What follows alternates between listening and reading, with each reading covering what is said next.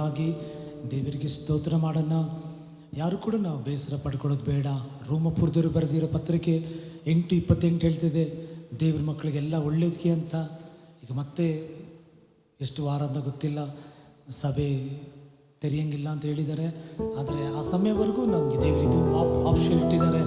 ಆದರೆ ಈ live program ನೋಡುವಾಗ ವಾಕ್ಯಗಳನ್ನ ಆರಾಧನೆ ಭಯಭಕ್ತಿಯಿಂದ ನೀವು ಭಾಗವಹಿಸ್ರಿ. ಯಾಕೆಂದ್ರೆ ದೇವರು ಕಾಣುವರಾಗಿರ್ತಾರೆ. ನೀವು ಚಿಕ್ಕ ಕಾರ್ಯದಲ್ಲಿ ನಂಬಿಕಸ್ಥರಾಗಿದ್ದರೆ ದೊಡ್ಡ ಕಾರ್ಯಗಳನ್ನು ದೇವರು ಕೊಡಲಿಕ್ಕೆ ಸಾಧ್ಯ. ಹಾಗಾಗಿ ಇದರಲ್ಲಿ ನೀವು ಭಯಭಕ್ತಿ ಉಳ್ಳವರಾಗಿ ನಾವು ಪಾಲ್ಗೊಳ್ಳೋಣ, ಎಲ್ಲ ಒಳ್ಳೇದಕ್ಕೆ ಅಂತ ತಗೊಳ್ಳೋಣ. ಯಾರನ್ನು ಬೇಸರ ಪಡೋದು ಬೇಡ. ಕೀರ್ತನೆಯಲ್ಲಿ ನಾವು ನೋಡ್ತೀವಿ, ಕರ್ತನಲ್ಲಿ ಉಲ್ಲಾಸಿಸು, ನಿನ್ನ ಹೃದಯದ ಇಷ್ಟಾರ್ಥ ದೇವರು ನೆರವೇರಿಸುವರು ಅಂತ. ನಾವು ಕರ್ತನ ಉಲ್ಲಾಸಿಸೋಣ. ಅವನ ಹೃದಯದ ಇಷ್ಟಾರ್ಥಗಳನ್ನು ನೆರವೇರಿಸುವ ದೇವರು. ಕರ್ತನನ್ನು ಸ್ತುತಿಸ್ರಿ, ಒಳ್ಳೆಯದು, ಯುಕ್ತವಾದದ್ದು, ಮನೋಹರವಾದದ್ದು. ಆಮೆನ್. ಸ್ತುತಿಸಲಿಕ್ಕೆ ಮುಂಚೆ ನಮ್ಮನ್ನು ನಾವು ಸಮರ್ಪಿಸಿನ ಈ ಜುಲೈ ತಿಂಗಳು 7ನೇ ತಿಂಗಳು, 7 ಬೈಬಲಿಯಲ್ಲಿ ಪರಿಪೂರ್ಣ ಅಂತ ನೋಡ್ತೀವಿ.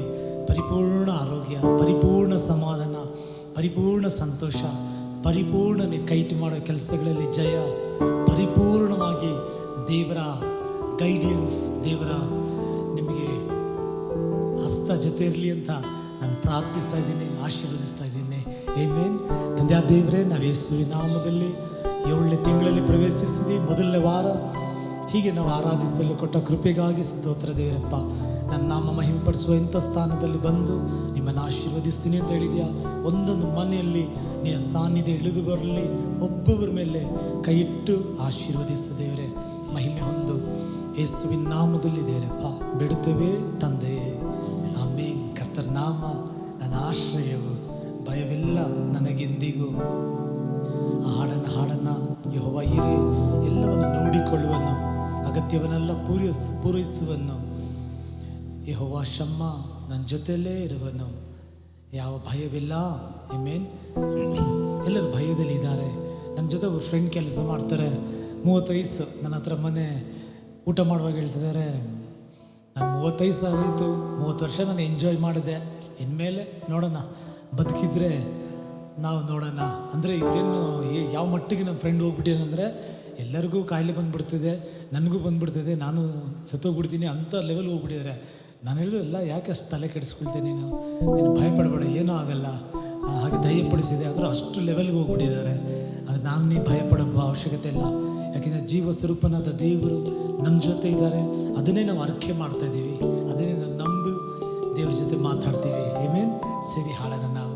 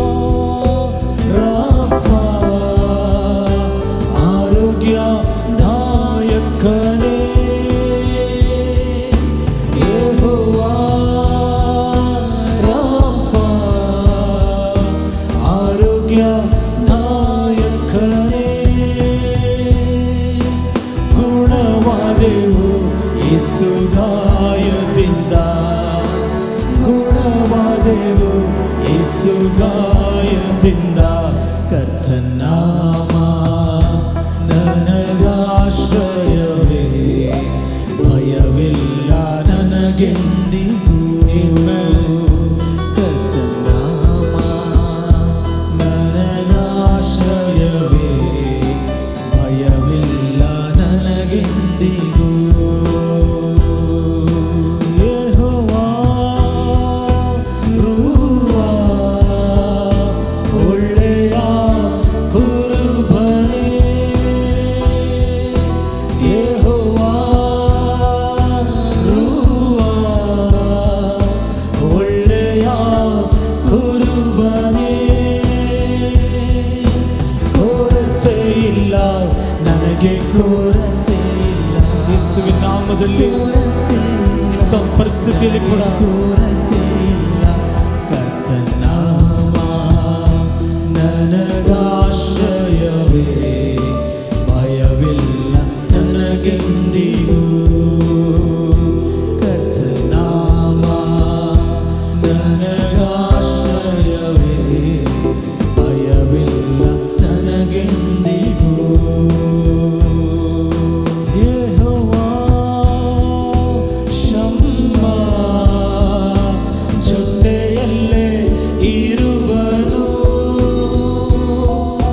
ಯೆಹೋವಾ ಶಮ್ಮಾ ಜೊತೆಯಲ್ಲೇ ಇರುವನು. ಭಯವೇ ಇಲ್ಲ, ಯಾವ ಭಯವೇ ಇಲ್ಲ, ಭಯವೇ ಇಲ್ಲ, ಯಾವ ಭಯವೇ. ಕೈಗಳೆತ್ತಿ ಹಾಡೋಣ. ನನಗಾಶ್ರಯವೇ, ಭಯವಿಲ್ಲ ನನಗೆಂದಿಗೂ. ಯೇಸು ನಾಮ, ಯೇಸು ನಾಮ ನನಗಾಶ್ರಯವೇ, ಭಯವಿಲ್ಲ ನನಗೆಂದಿಗೂ, ಭಯವಿಲ್ಲ ನನಗೆಂದಿಗೂ, ಭಯವಿಲ್ಲ ನನಗೆಂದಿಗೂ. Thank you Jesus, thank you lord, thank you Lord. 2 ತಿಮೋತಿ 1:7 ಪ್ರಕಾರ ಯೇಸುವಿನ ನಾಮದಲ್ಲಿ ದೇವರಪ್ಪ, ಯಾರಾಧನೆ ಯಾರ ಭಯದಲ್ಲಿದ್ದರೆ ಆ ಭಯ ಲಯವಾಗಿ ಹೋಗಲಿ. ದೇವರ ಬಲ, ದೇವರ ಶಕ್ತಿ, ದೇವರ ಕೃಪೆ ಆವರಿಸಿಕೊಳ್ಳಲಿ ದೇವರಪ್ಪ. ನಾವು ಅರ್ಕೆ ಮಾಡ್ತೀವಿ. ನಮಗೆ ದೇವರು ಭಯದ ಆತ್ಮ ಕೊಡಲಿಲ್ಲ, ದೇವರು ನಮಗೆ ಧೈರ್ಯದ ಆತ್ಮ ಕೊಟ್ಟಿರುವುದಕ್ಕಾಗಿ ವಂದನೆ ಮಾಡ್ತೀವಿ ದೇವರಪ್ಪ, ವಂದನೆ ಮಾಡ್ತೇವೆ. ಆಮೆನ್. ಯಾರು ಭಯಪಡಬೇಡಿ, ದೇವರು ನಮ್ಮ ಜೊತೆ ಇದ್ದಾರೆ. ದೇವರು ಇದುವರೆಗೂ ನಡೆಸಿದ್ದಾರೆ, ಇನ್ನು ಮುಂದೆ ನಡೆಸುವವರಾಗಿದ್ದಾರೆ. ಎಷ್ಟೋ ಈ 6 ತಿಂಗಳು ಅಗತ್ಯಗಳಿತ್ತು, ಎಷ್ಟೋ ಈ ತಿಂಗಳು ಬಲಹೀನಗಳಿತ್ತು. ಎಲ್ಲ ಬಲಹೀನದಲ್ಲಿ ದೇವರು ಬಲವಾಗಿದ್ದರು, ಅಗತ್ಯಗಳಲ್ಲಿ ಅವರ ಯೆಹೋವ ಹಿರಿಯ ಆಗಿದ್ದರು. ಎಷ್ಟೋ ಕಾರ್ಯಗಳಲ್ಲಿ ದೇವರು ಜಯ ಕೊಟ್ಟರು. ಇದಕ್ಕಿಂತ ಹೆಚ್ಚಾಗಿ ಈ 6 ತಿಂಗಳಲ್ಲಿ ದೇವರು ಕೊಡೋರಾಗಿದ್ದಾರೆ. ಆಗ 2ನೇ ದಿನದಲ್ಲಿ ನಾವು ಓದ್ತೀವಿ, ಹಿಂದಿನ ದಿನಗಳಿಗಿಂತ ಮುಂದಿನ ದಿನ ಹೆಚ್ಚಿನ ಮಹಿಮೆ ಇತ್ತು ಅಂತ. ಕಳೆದ 6 ತಿಂಗಳಿಗಿಂತ ಬರುವ 6 ತಿಂಗಳು ಯೇಸುವಿನ ನಾಮದಲ್ಲಿ ಒಂದೊಂದು ಕುಟುಂಬದಲ್ಲಿ ದೇವರ ಹೆಚ್ಚಿನ ಮಹಿಮೆ ತಂಗಿರಲಿ ಅಂತ ನಾನು ಅನುಗ್ರಹಿಸಿ ಪ್ರಾರ್ಥಿಸ್ತೇನೆ. ಆಮೆನ್. ಒಂದು ಹಾಡು ಕೂಡ ಸೇರಿ ಹಾಡೋಣ. ಹಲ್ಲೆಲೂಯಾ, ಆರಾಧನೆ ಯೇಸು ರಾಜನಿಗೆ ಆರಾಧನೆ. ನನ್ನ ದೇಹದಲ್ಲಿ ಉಸಿರುವವರೆಗೂ ಸಾಗುತ್ತಿರುವುದು ನಿನ್ನ ಸ್ತುತಿ ಆರಾಧನೆ. ಆಮೆನ್. ಕೀರ್ತನೆ 37:4-5 ವಾಕ್ಯ. ಕರ್ತನಲ್ಲಿ ಉಲ್ಲಾಸಿಸಿರಿ, ನಿಮ್ಮ ಹೃದಯದಲ್ಲಿರುವ ಇಷ್ಟಗಳನ್ನು ದೇವರು ನೆರವೇರಿಸುತ್ತಾರೆ. ನಮಗೆ ಬೈಬಲ್ ಸ್ಟಡಿಯಲ್ಲಿ ಪಾಸ್ಟರ್ 4 ಕಾರ್ಯ ಹೇಳಿಕೊಟ್ಟಿದ್ದಾರೆ. ಪ್ರಾರ್ಥನೆ ಮಾಡುವಾಗ ದೇವರು ನಮಗೆ ಉತ್ತರ ಕೊಡ್ತಾರೆ. ನಮಗೆ ಸ್ತುತಿಸುವಾಗ ದೇವರ ಪ್ರಸನ್ನತೆ ಇಳಿದು ಬರ್ತದೆ. ನಂಬುವಾಗ ದೇವರ ಮಹಿಮೆಯನ್ನು ನಾವು ನೋಡ್ತೀವಿ. ಹಾಗೆ ಯೇಸುವನ್ನು ಹಿಂಬಾಲಿಸುವಾಗ ನಮ್ಮನ್ನು ರೂಪಾಂತರ ಪಡಿಸುವರಾಗಿರ್ತಾರೆ. ಆಮೆನ್. ಅದು 4 ನಾವು ಯಾವಾಗಲೂ ಮಾಡಬೇಕು. ಒಂದು ಸಾರಿ ಕೂಡ ರಿಪೀಟ್ ಮಾಡ್ತೀನಿ. ನಾವು ಪ್ರಾರ್ಥಿಸುವಾಗ ಸದುತ್ತರ ಕೊಡ್ತಾರೆ ದೇವರು. ಆರಾಧಿಸುವಾಗ ತನ್ನ ಪ್ರಸನ್ನತೆಯಿಂದ ತುಂಬಿಸುತ್ತಾರೆ. ನಂಬುವಾಗ ದೇವರ ಮಹಿಮೆ ನೋಡ್ತೀವಿ. ಹಾಗೆಯೇ ಯೇಸುವನ್ನು ಹಿಂಬಾಲಿಸುವಾಗ ಮನುಷ್ಯನ ಹಿಡಿಯುವಂತೆ ಮಾಡ್ತಾರೆ. ಯೇಸುವನ್ನು ಹಿಂಬಾಲಿಸುವಾಗ ನಮ್ಮನ್ನು ರೂಪಿಸಿ ಅಂದ ಚಂದ ಪಾತ್ರೆಯಾಗಿ ಉಪಯೋಗಿಸುವರಾಗಿರ್ತಾರೆ. ಆಮೇಲೆ ಆ ಕರಗಳಲ್ಲಿ ಅರ್ಪಿಸಿ ಈ ಹಾಡನ್ನು ಎಷ್ಟೊಂದು ಮಧುರ ದೇವಾ ನಿನ್ನ ನಾಮ. ಆಮೆನ್. ನಿಜವಾಗಿಯೂ ಸತ್ಯವಾಗಿಯೂ ಯೇಸುವಿನ ನಾಮ ಮಧುರವಾದ ನಾಮ. ಆಮೆನ್. ಆ ಸೇರಿ ಹಾಡಿ ಮಹಿಮೆಪಡಿಸೋಣ.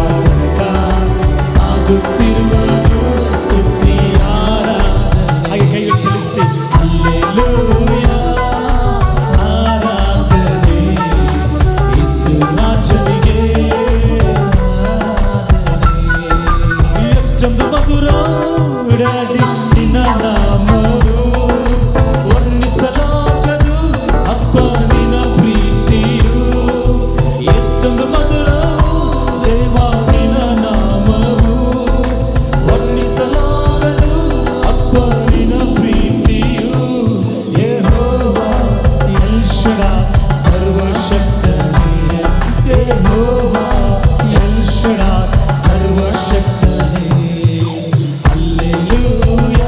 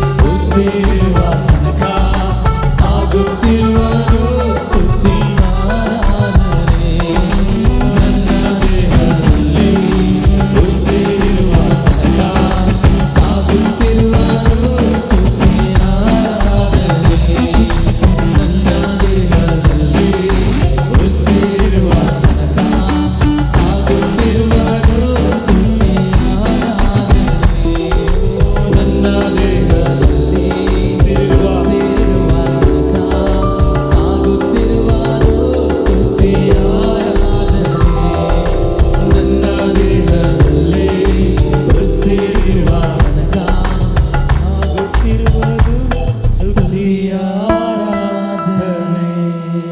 S daddy, amen daddy. ನಮಸ್ತಿರುವವರೆಗೂ ಪರಿಶುದ್ಧಾತ್ಮನೇ, ಕೀರ್ತನೆ 34:1 ಪ್ರಕಾರ ಆತನ ಸ್ತುತಿ ನನ್ನ ಬಾಯಲ್ಲಿ ಯಾವಾಗಲಿರುವುದು ಅಂತ ದೇವರೇ, ಆರಾಧನೆಯಲ್ಲಿ ಭಾಗವಹಿಸುವ ಎಲ್ಲರ ಬಾಯಲ್ಲಿ ನಿನ್ನ ಸ್ತುತಿ ಯಾವಾಗಲೂ ಇರುವಂತೆ ನೀನು ಮಾಡಿರುವುದಕ್ಕಾಗಿ ಸ್ತೋತ್ರ ಮಾಡ್ತೀನಿ ದೇವರಪ್ಪ, ಸ್ತೋತ್ರ ಮಾಡ್ತೀವಿ. ಆಸೆ ಪಡಬೇಕು ನಾವು. ಎಜ್ರಾ 7ನೇ ಅಧ್ಯಾಯದಲ್ಲಿ ದೇವರ ವಾಕ್ಯ ಓದಬೇಕು, ಧ್ಯಾನ ಮಾಡಬೇಕು, ಬೇರೆಯವರಿಗೆ ಕಲಿಸ್ಬೇಕಂತ ಅವರ ಹೃದಯದಲ್ಲಿ ನಿಶ್ಚಯ ಮಾಡಿದ್ರಂತೆ. ನಾನು ನೀವು ಕೂಡ ನನ್ನ ಉಸಿರಿರುವ ಗಂಟಲು ದೇವರು ನನ್ನನ್ನು ಆರಾಧಿಸುತ್ತೇನೆ ಅಂತ ನಾನು ತೀರ್ಮಾನ ಮಾಡಬೇಕು. ಕೆಲಸಕ್ಕೆ ಹೋಗುವಾಗಲೇ ಒಂದು 5 ಹಾಡು ಇಲ್ಲ 10 ಹಾಡನ್ನು ಇವತ್ತು ನಾನು ಕೆಲಸ ಮಾಡಿಕೊಂಡೇ ನಾನು ಹಾಡ್ತೀನಿ ಅಂತ ತೀರ್ಮಾನ ಮಾಡುವಾಗ ಪವಿತ್ರ ಆತ್ಮನು ನಮಗೆ ಸಹಾಯ ಮಾಡುವವರಾಗಿರ್ತಾರೆ. ಆರಾಧನೆ ಮಾಡಬೇಕು. ಒಂದು ಸಾರಿ ಒಂದು ಪಾಸ್ಟರ್ ಪ್ರಾರ್ಥನೆ ಮಾಡ್ತಾ ಇದ್ದಾರಂತೆ. ದೇವರು ಅವ್ರಿಗೆ ಕೇಳಿದ್ದಾರೆ, ಏನು ಮಾಡ್ತಾ ಇದೀಯ ಅಂತ. ಅವ್ರು ಹೇಳಿದರು, ಪ್ರಾರ್ಥನೆ ಮಾಡ್ತಾ ಇದ್ದೀನಿ ಅಂತ. ದೇವ್ರು ಹೇಳಿದ್ರು, ನೀನು ಪ್ರಾರ್ಥನೆ ಮಾಡ್ತಾ ಇಲ್ಲ, ಕಂಪ್ಲೇಂಟ್ ಮಾಡ್ತಾ ಇದೆಯಾ ನೀನು. ಹಾಗೆ ಕೆಲಸ ಮೇಲೆ ನನಗನ್ನಿಸಿದೆ, ನಾವು ಕೂಡ ಪ್ರಾರ್ಥನೆ ಅಂತ ಕಂಪ್ಲೇಂಟ್ ಮಾಡೋಕ್ಕೆ ಶುರು ಮಾಡಿಬಿಡ್ತೀವಿ. ಅದಕ್ಕೆ ಬೆಸ್ಟು ನಾವು ಆರಾಧಿಸಿದರೆ ಸಾಕು. ಆರಾಧನೆ ಮಾಡುವಾಗಲೇ ದೇವರೆಲ್ಲವನ್ನ ಬಲ್ಲಾತನ್ನು ನಾವು ದೇವ್ರನ್ನ ಆರಾಧಿಸುವಾಗ ನಮ್ಮ ಜೀವಿತದಲ್ಲಿ ಏನಾಗ್ತದೆ ಗೊತ್ತಾ? ಜ್ಞಾನೋಕ್ತಿಗಳು 16ನೇ ಅಧ್ಯಾಯದಲ್ಲಿ ನೀವು ಓದುವಾಗ ದೀನನಿಗೆ, ಜ್ಞಾನೋಕ್ತಿ 16-18 ಅಹಂಕಾರಿಗಳನ್ನು ದೇವರ ಎದುರಿಸಿ ನಿಲ್ತಾರೆ, ದೀನನಿಗಾದರೂ ಕೃಪೆಯನ್ನು ಕೊಡ್ತಾರೆ. ನಾವು ಆರಾಧಿಸುವಾಗ ಏನಾಗ್ತದೆ ಅಂದರೆ, ಈಗ ನಾವೇನು ಮಾಡ್ತಾ ಇದ್ದೀವಿ, ತಂದೆ ತಾಯಿಗಿಂತ ಹೆಚ್ಚಾಗಿ ಪ್ರೀತಿ ಮಾಡುವ ಆತನೇ ನಿನ್ನ ಸ್ತುತಿಸ್ತೀನಿ ದೇವರೇ ಅಂತ ನಾವು ಆಗ ಸ್ತುತಿಸುವಾಗ ಏನಾಗ್ತದೆ, ನಮ್ಮನ್ನು ತಗ್ಗಿಸ್ಕೊಳ್ತಾ ಇದ್ದೀವಿ. ನಾವು ನಮ್ಮನ್ನು ತಗ್ಗಿಸ್ಕೊಳ್ಳುವಾಗ ನಮ್ಮ ಜೀವಿತದಲ್ಲಿ ಏನಾಗ್ತದೆ, ದೇವರ ಕೃಪೆ ಹೆಚ್ಚುತ್ತದೆ. ಕೃಪೆ ನಮಗೆ ಬೇಕಾಗಿರೆಲ್ಲವನ್ನು ತರ್ತದೆ. ಆಮೆನ್. ಒಂದು ಹಾಡು ಕೂಡ ಸೇರಿ ಹಾಡಿ ಮಹಿಮೆ ಪಡಿಸೋಣ. ಕೊಲೋಸ್ಯರ 2ನೇ ಅಧ್ಯಾಯದಲ್ಲಿ 6ನೇ ವಾಕ್ಯ, ಅದರಲ್ಲಿ ದೇವರ ವಾಕ್ಯ ಹೇಳ್ತದೆ, ನಾವು ಕೃತಜ್ಞತೆ ಉಳ್ಳವರಾಗಿ ಯಾವಾಗಲೂ ಕರ್ತನಲ್ಲಿ ಬೇರೂರಿ ಕಟ್ಟಲ್ಪಡಬೇಕು. 3 ಕಾರ್ಯಗಳು. ಕೃತಜ್ಞತೆ ಉಳ್ಳವರಾಗಿ ಬೇರೂರಿ ನಾವು ಕಟ್ಟಲ್ಪಡಬೇಕು. ಆಮೆನ್. ನಿಮ್ಮ ಬಾಯಲ್ಲಿ ಯಾವಾಗಲೂ ಥ್ಯಾಂಕ್ ಯು ಜೀಸಸ್ ಅಂತ ಹೇಳಿ, thank you holy spirit, thank you daddy, thank you daddy. ಕೆಲಸಕ್ಕೆ ಹೋಗುವಾಗ, ಡ್ಯಾಡಿ ಕೆಲಸಕ್ಕೆ ಹೋಗ್ತಾ ಇದ್ದೀನಿ, ಆರೋಗ್ಯ ಕೊಟ್ಟಿದ್ದಕ್ಕಾಗಿ ವಂದನೆ. ಕೆಲಸದಿಂದ ಬಂದ ಮೇಲೆ ಡ್ಯಾಡಿ ಆರೋಗ್ಯವಾಗಿ ಮನೆ ತಲುಪಿದೆ, ವಂದನೆ. ನೀವೆಷ್ಟು ಕೃತಜ್ಞತೆ ಮಾಡ್ತೀರಾ, ನಿಮ್ಮ ಜೀವಿತ ಬೇರೂರ್ತದೆ. ಎಷ್ಟು ಬೇರೂರ್ತದೆ, ಏನು ಬಂದರೆ ಕೂಡ ಬೀಳೋದಿಲ್ಲ, ನಿಲ್ಲುವರಾಗಿರ್ತೀರಾ. ಆಮೆನ್.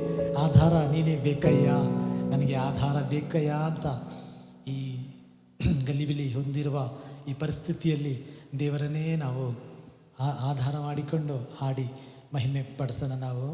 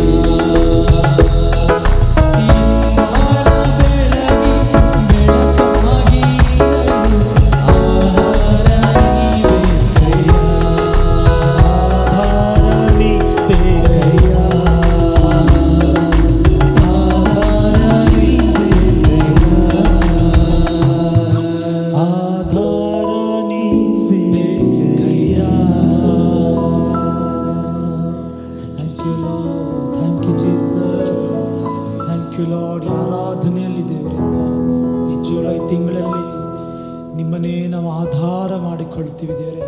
ಎಲ್ಲ ಭಯವನ್ನೆಲ್ಲ ದೂರ ಮಾಡಿ ನಮಗೆ ಧೈರ್ಯ ಕೊಡು ದೇವರಪ್ಪ. ನನ್ನ ಬಾಳು ಬೆಳಗುವಂತೆ ಯೇಸುವೇ ನಮ್ಮೊಬ್ಬೊಬ್ಬರ ಜೀವಿತದಲ್ಲಿ ದೇವರಪ್ಪ. ಈ ಉಳಿದ 6 ತಿಂಗಳು ದೇವರೇ ನಿನ್ನ ಮಹಿಮೆ ಹಸ್ತ ನಮ್ಮ ನಡೆಸುವಂತೆ ದೇವರಪ್ಪ. ನಮ್ಮನ್ನೇ ನಾವು ಸಮರ್ಪಿಸುತ್ತೇವೆ ದೇವರಪ್ಪ, ಸಮರ್ಪಿಸುತ್ತೇವೆ. ಏಸಯ್ಯ 26ನೇ ಅಧ್ಯಾಯದಲ್ಲಿ 3ನೇ ವಾಕ್ಯ, ಆ ವಾಕ್ಯ ಹೇಳ್ತದೆ, ದೇವರ ಮೇಲೆ ನಂಬಿಕೆ ಇಡುವಾಗ ದೇವರು ನಮ್ಮನ್ನ ತೃಪ್ತಿಯಾಗಿ ನಡೆಸುವರಾಗಿರ್ತಾರೆ. ಸ್ಥಿರ ಚಿತ್ತನನ್ನು ಶಾಂತಿಯಲ್ಲಿ ನೆಲೆಗೊಳಿಸುತ್ತಾರೆ. ಯಾವಾಗಲೂ ಸ್ಥಿರ ಚಿತ್ತರಾಗಿರಿ. ಗಲಿಬಿಲಿ ಮಾಡ್ಕೊಳ್ಳೋದು, ಜಗಳ ಮಾಡೋದು, ಕೋಪ ಮಾಡೋದು, ನಾನು ಸತ್ತೋಗ್ತೀನಿ, ನಾನು ಮನೆ ಬಿಟ್ಟು ಹೋಗ್ತೀನಿ ಅಂಥವ್ರಿಗೆ ದೇವರು ಸಮಾಧಾನ ಕೊಡೋಕ್ಕಾಗಲ್ಲ. ಸ್ಥಿರ ಚಿತ್ತನೆ ಏನೇ ಬಂದರೂ ಕೂಡ ನನಗೆ ಆಧಾರ ದೇವರು, ಅವ್ರು ನೋಡಿಕೊಳ್ತಾರೆ ಅಂತ ಹಾಗೆ ನಾನು ನಿಲ್ಲುವಾಗ ಅಂತ ನಮ್ಮ ಶಾಂತಿಯಲ್ಲಿ ನೆಲೆಗೊಳಿಸುವರಾಗಿದ್ದಾರೆ. ಹಾಗೆ ಕಣ್ಗಳು ಮುಚ್ಚಿ ನನ್ನ ಪ್ರಾಣ ಇರೋವರೆಗೂ ನಿನ್ನ ಪ್ರೀತಿ ಮಾಡುತ್ತೇನೆ ದೇವರಪ್ಪ. ನನ್ನ ಪ್ರಾಣ ಇರುವವರೆಗೂ ನಾನು ನಿನ್ನ ಪ್ರೀತಿ ಮಾಡ್ತೇನೆ. ನಾನು ಇರೋವರೆಗೂ ನಿನ್ನನ್ನೇ ನಾನು ಸೇವಿಸುತ್ತೇನೆ ಅಂತ ಹಾಡನ್ನು ನಾವು, ಒಳ್ಳೆಯ ದೇವರು ನೀನು, ನನ್ನ ಪ್ರೀತಿಸಿದ ಯೇಸು ನೀನು, ನನಗಾಗಿ ನೀನು ಜೀವ ಕೊಟ್ಟವನೇ ಅಂತ ರುಚಿಸಿ ಹಾಡು ಗೊತ್ತು ಅಂತ ಹಾಡಬಾರ್ದು. ನಮಗೆ ದೇವರು ಮಾಡಿರೋದನ್ನು ವರ್ಣಿಸಬೇಕು. ದೇವರ ವಾಕ್ಯ ಹೇಳ್ತಿದೆ, ಕರ್ತನು ಮಾಡಿದ ಮೇಲುಗಳನ್ನು ವರ್ಣಿಸ್ರಿ, ಅದನ್ನು ನೆನೆಸಿರಿ ಅಂತ ನಾವು ಸೇರಿ ಹಾಡಿ ದೇವರನ್ನ ಮಹಿಮೆ ಪಡಿಸೋಣ.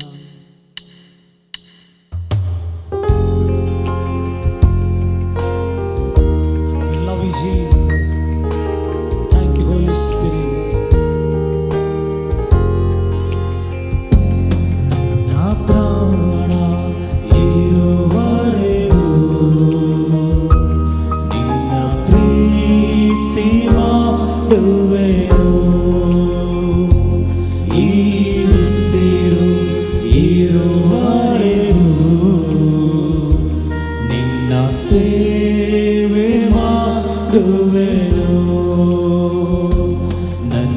ಪ್ರಾಣ ಇರುವರೆಗೂ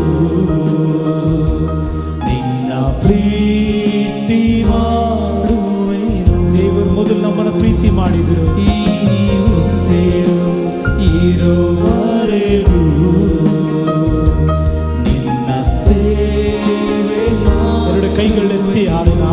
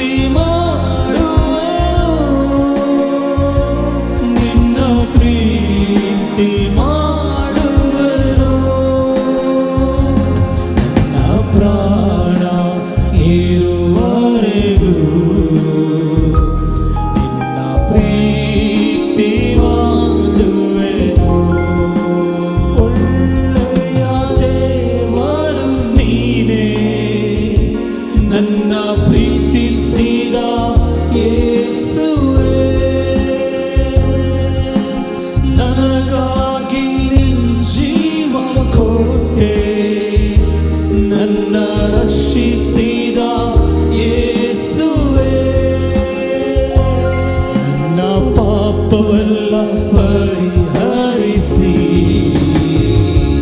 ನಿನ್ನ ಮಗನಾಗಿ ಮಾಡಿಕೊಂಡೆ. ನನ್ನ ಪಾಪವೆಲ್ಲ ಪರಿಹರಿಸಿ ನಿನ್ನ ಮಗಳಾಗಿ ಮಾಡಿಕೊಂಡೆ.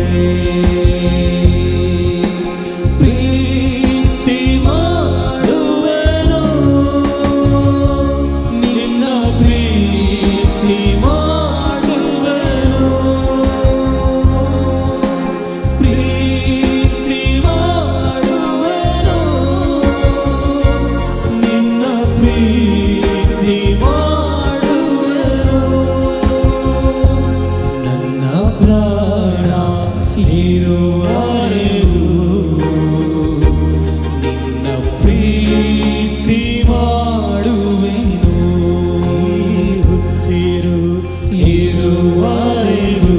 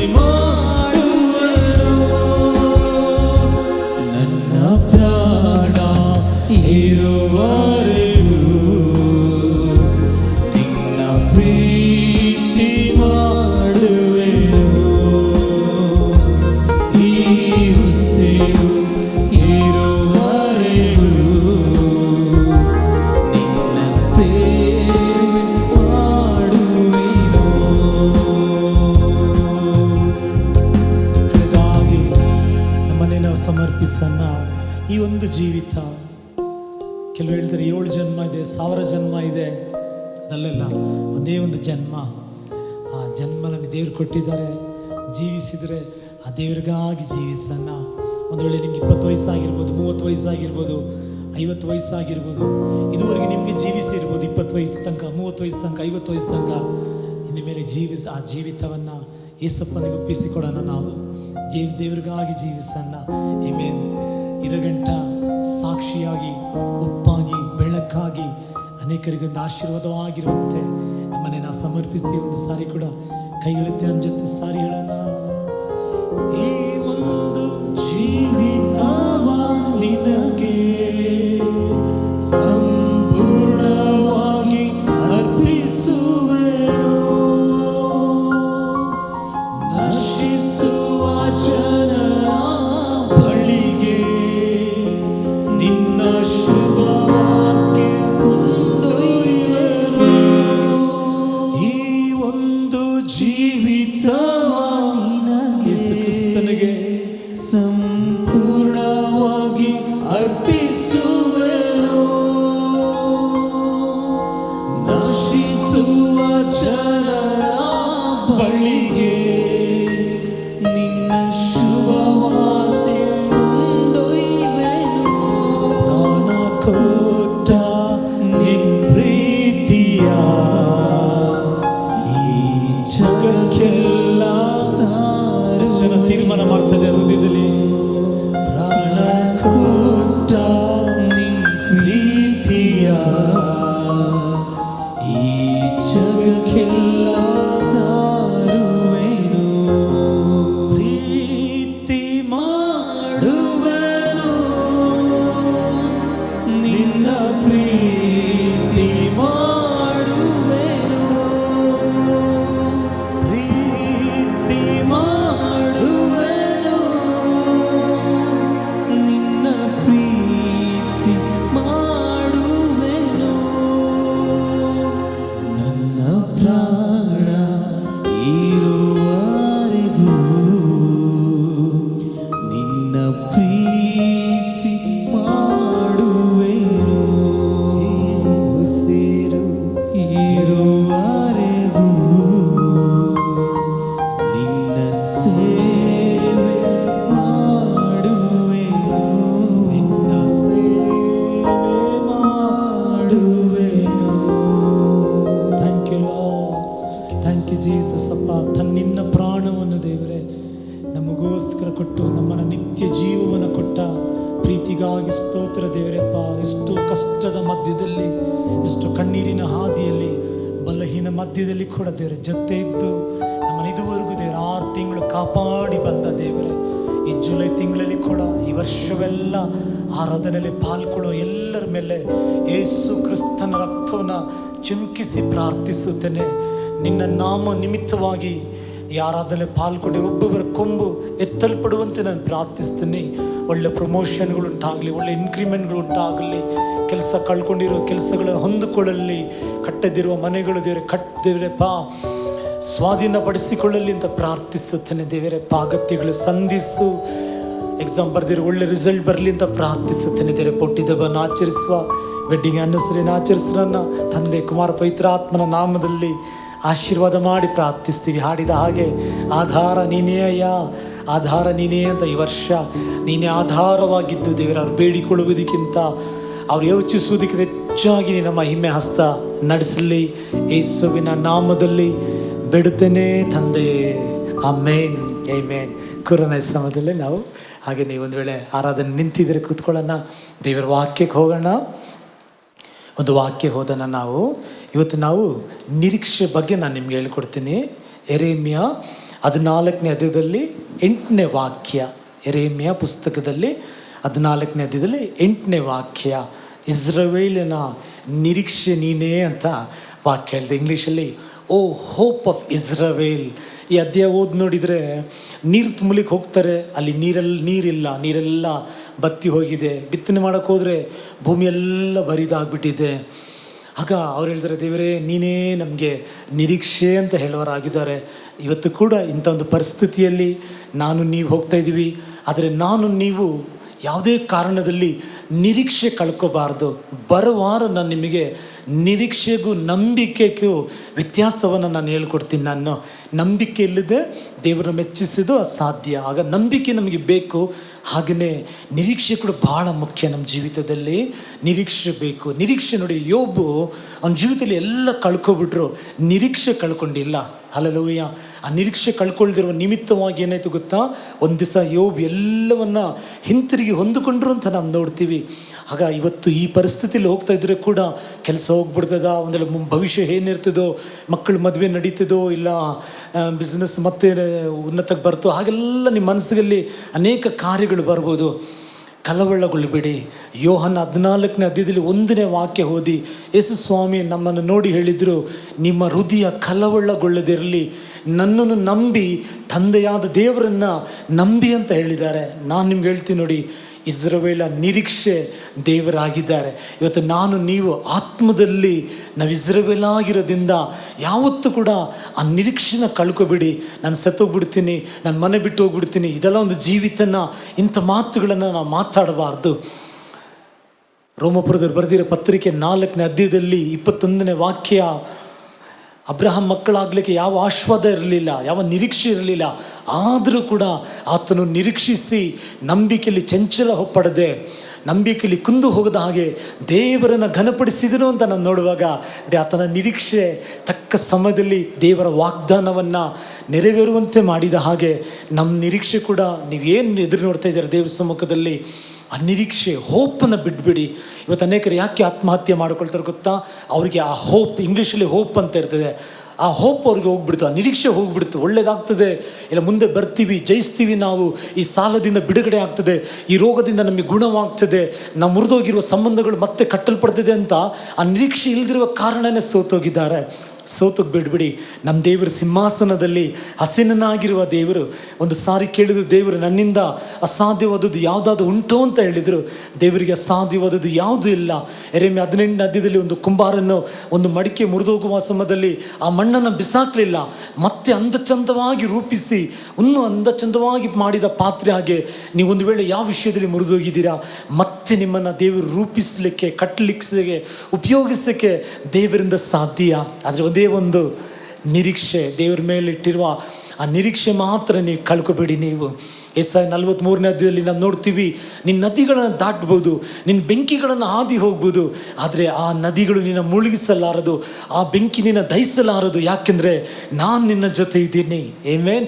ಒಂದು ವೇಳೆ ನೀವು ಹೇಳ್ಬೋದು, ಇವತ್ತು ಪಾಸ್ಟರ್ ನನಗಿರುವ ಪ್ರಶ್ನೆಗಳು ನಾನು ಮುಳುಗೋಗ್ತೀನಾ ಅಂತ ಅನಿಸ್ತದೆ, ಪಾಸ್ಟರ್ ನನಗಿರುವ ಪ್ರಶ್ನೆಗಳು ಬೆಂಕಿ ಥರ ನನ್ನ ಸುಟ್ಟಾಗ್ಬಿಡ್ತದ ಅಂತ, ಅಷ್ಟು ನನಗೆ ಭಯ ಆಗ್ತದೆ ಅಂತ ನೀವು ಹೇಳ್ತಾ ಇದ್ದೀರಾ. ಇಲ್ಲ, ದೇವರು ನಮ್ಮ ಸಂಗಡ ಇದ್ದಾರೆ. ನೋಡಿ, ಇಸ್ರಾಯೇಲ್ ಜನಗಳು ಆ ಯೋರ್ದನ್ನ ದಾಟಿ ಹೋದರು, ಇಸ್ರಾಯೇಲ್ ಜನಗಳು ಆ ಕೆಂಪು ಸಮುದ್ರ ದಾಟಿ ಹೋದರು, ಮುಳುಗ್ಬಿಟ್ರ. ದೇವರು ಅವರಿಗೆ ಮೇಘಸ್ತಂಭವಾಗಿ, ಅಗ್ನಿಸ್ತಂಭವಾಗಿ ದೇವರು ಅವ್ರ ಮುಂದೆ ಹೋಗಿ ದಾರಿ ತೆರೆದು ಅವ್ರನ್ನ ಸುರಕ್ಷಿತವಾಗಿ ನಡೆಸಿದ್ರು ಅಂತ ನಾವು ನೋಡ್ತೀವಿ. ಶಾರದಕ್ ಮೇಷಕ್ ಅಬೇದ್ನೆಗೋನ್ನ ತಗೊಂಡೋಗಿ ಅಗ್ನಿಯಲ್ಲೇ ಹಾಕಿದ್ರು, ಅವ್ರು ಬೆಂದ್ಬಿಟ್ರ, ಅವ್ರು ಸುಟ್ಟೋಗ್ಲಿಲ್ಲ. ಕುಮಾರನಾದ ದೇವರು ಅವ್ರ ಮಧ್ಯದಲ್ಲಿ ಇಳಿದು ಬಂದು ಅವ್ರಿಗೆ ಸಹಾಯ ಮಾಡಿದ ಹಾಗೆ ಇವತ್ತು ನಾನು ನಿಮಗೆ ಭರವಸೆ ಕೊಡ್ತೀನಿ, ನೀವೆಂಥ ಪರಿಸ್ಥಿತಿಯಲ್ಲಿ ಇದ್ರೂ ಕೂಡ, ನೀವು ಯೇಸಪ್ಪನ ನಂಬಿರುವ ನಿಮಿತ್ತವಾಗಿ ಇವತ್ತು ಎಂಥ ಪರಿಸ್ಥಿತಿಯಲ್ಲಿ ಕೂಡ ದೇವರು ನಮ್ಮ ಜೊತೆ ಇರ್ತಾರೆ, ದೇವರು ನಮ್ಮನ್ನು ನಡೆಸುವವರಾಗಿರ್ತಾರೆ. ಆಮೆನ್. ಅದರಿಂದಲೇ ಯಾವುದೇ ಬಾಯಿ ತೆರೆದು ಏನೋ ಒಂದು ಮಾತಾಡಬೇಡಬೇಡಿ. ಈ ದಿನಗಳಲ್ಲಿ ಕೂಡ ನಾವು ನೋಡ್ತೀವಿ, ದೇವರ ವಾಕ್ಯದಲ್ಲಿ ಓದನ ಒಂದು ವಾಕ್ಯ ನಾವು ಓದುವಾಗ,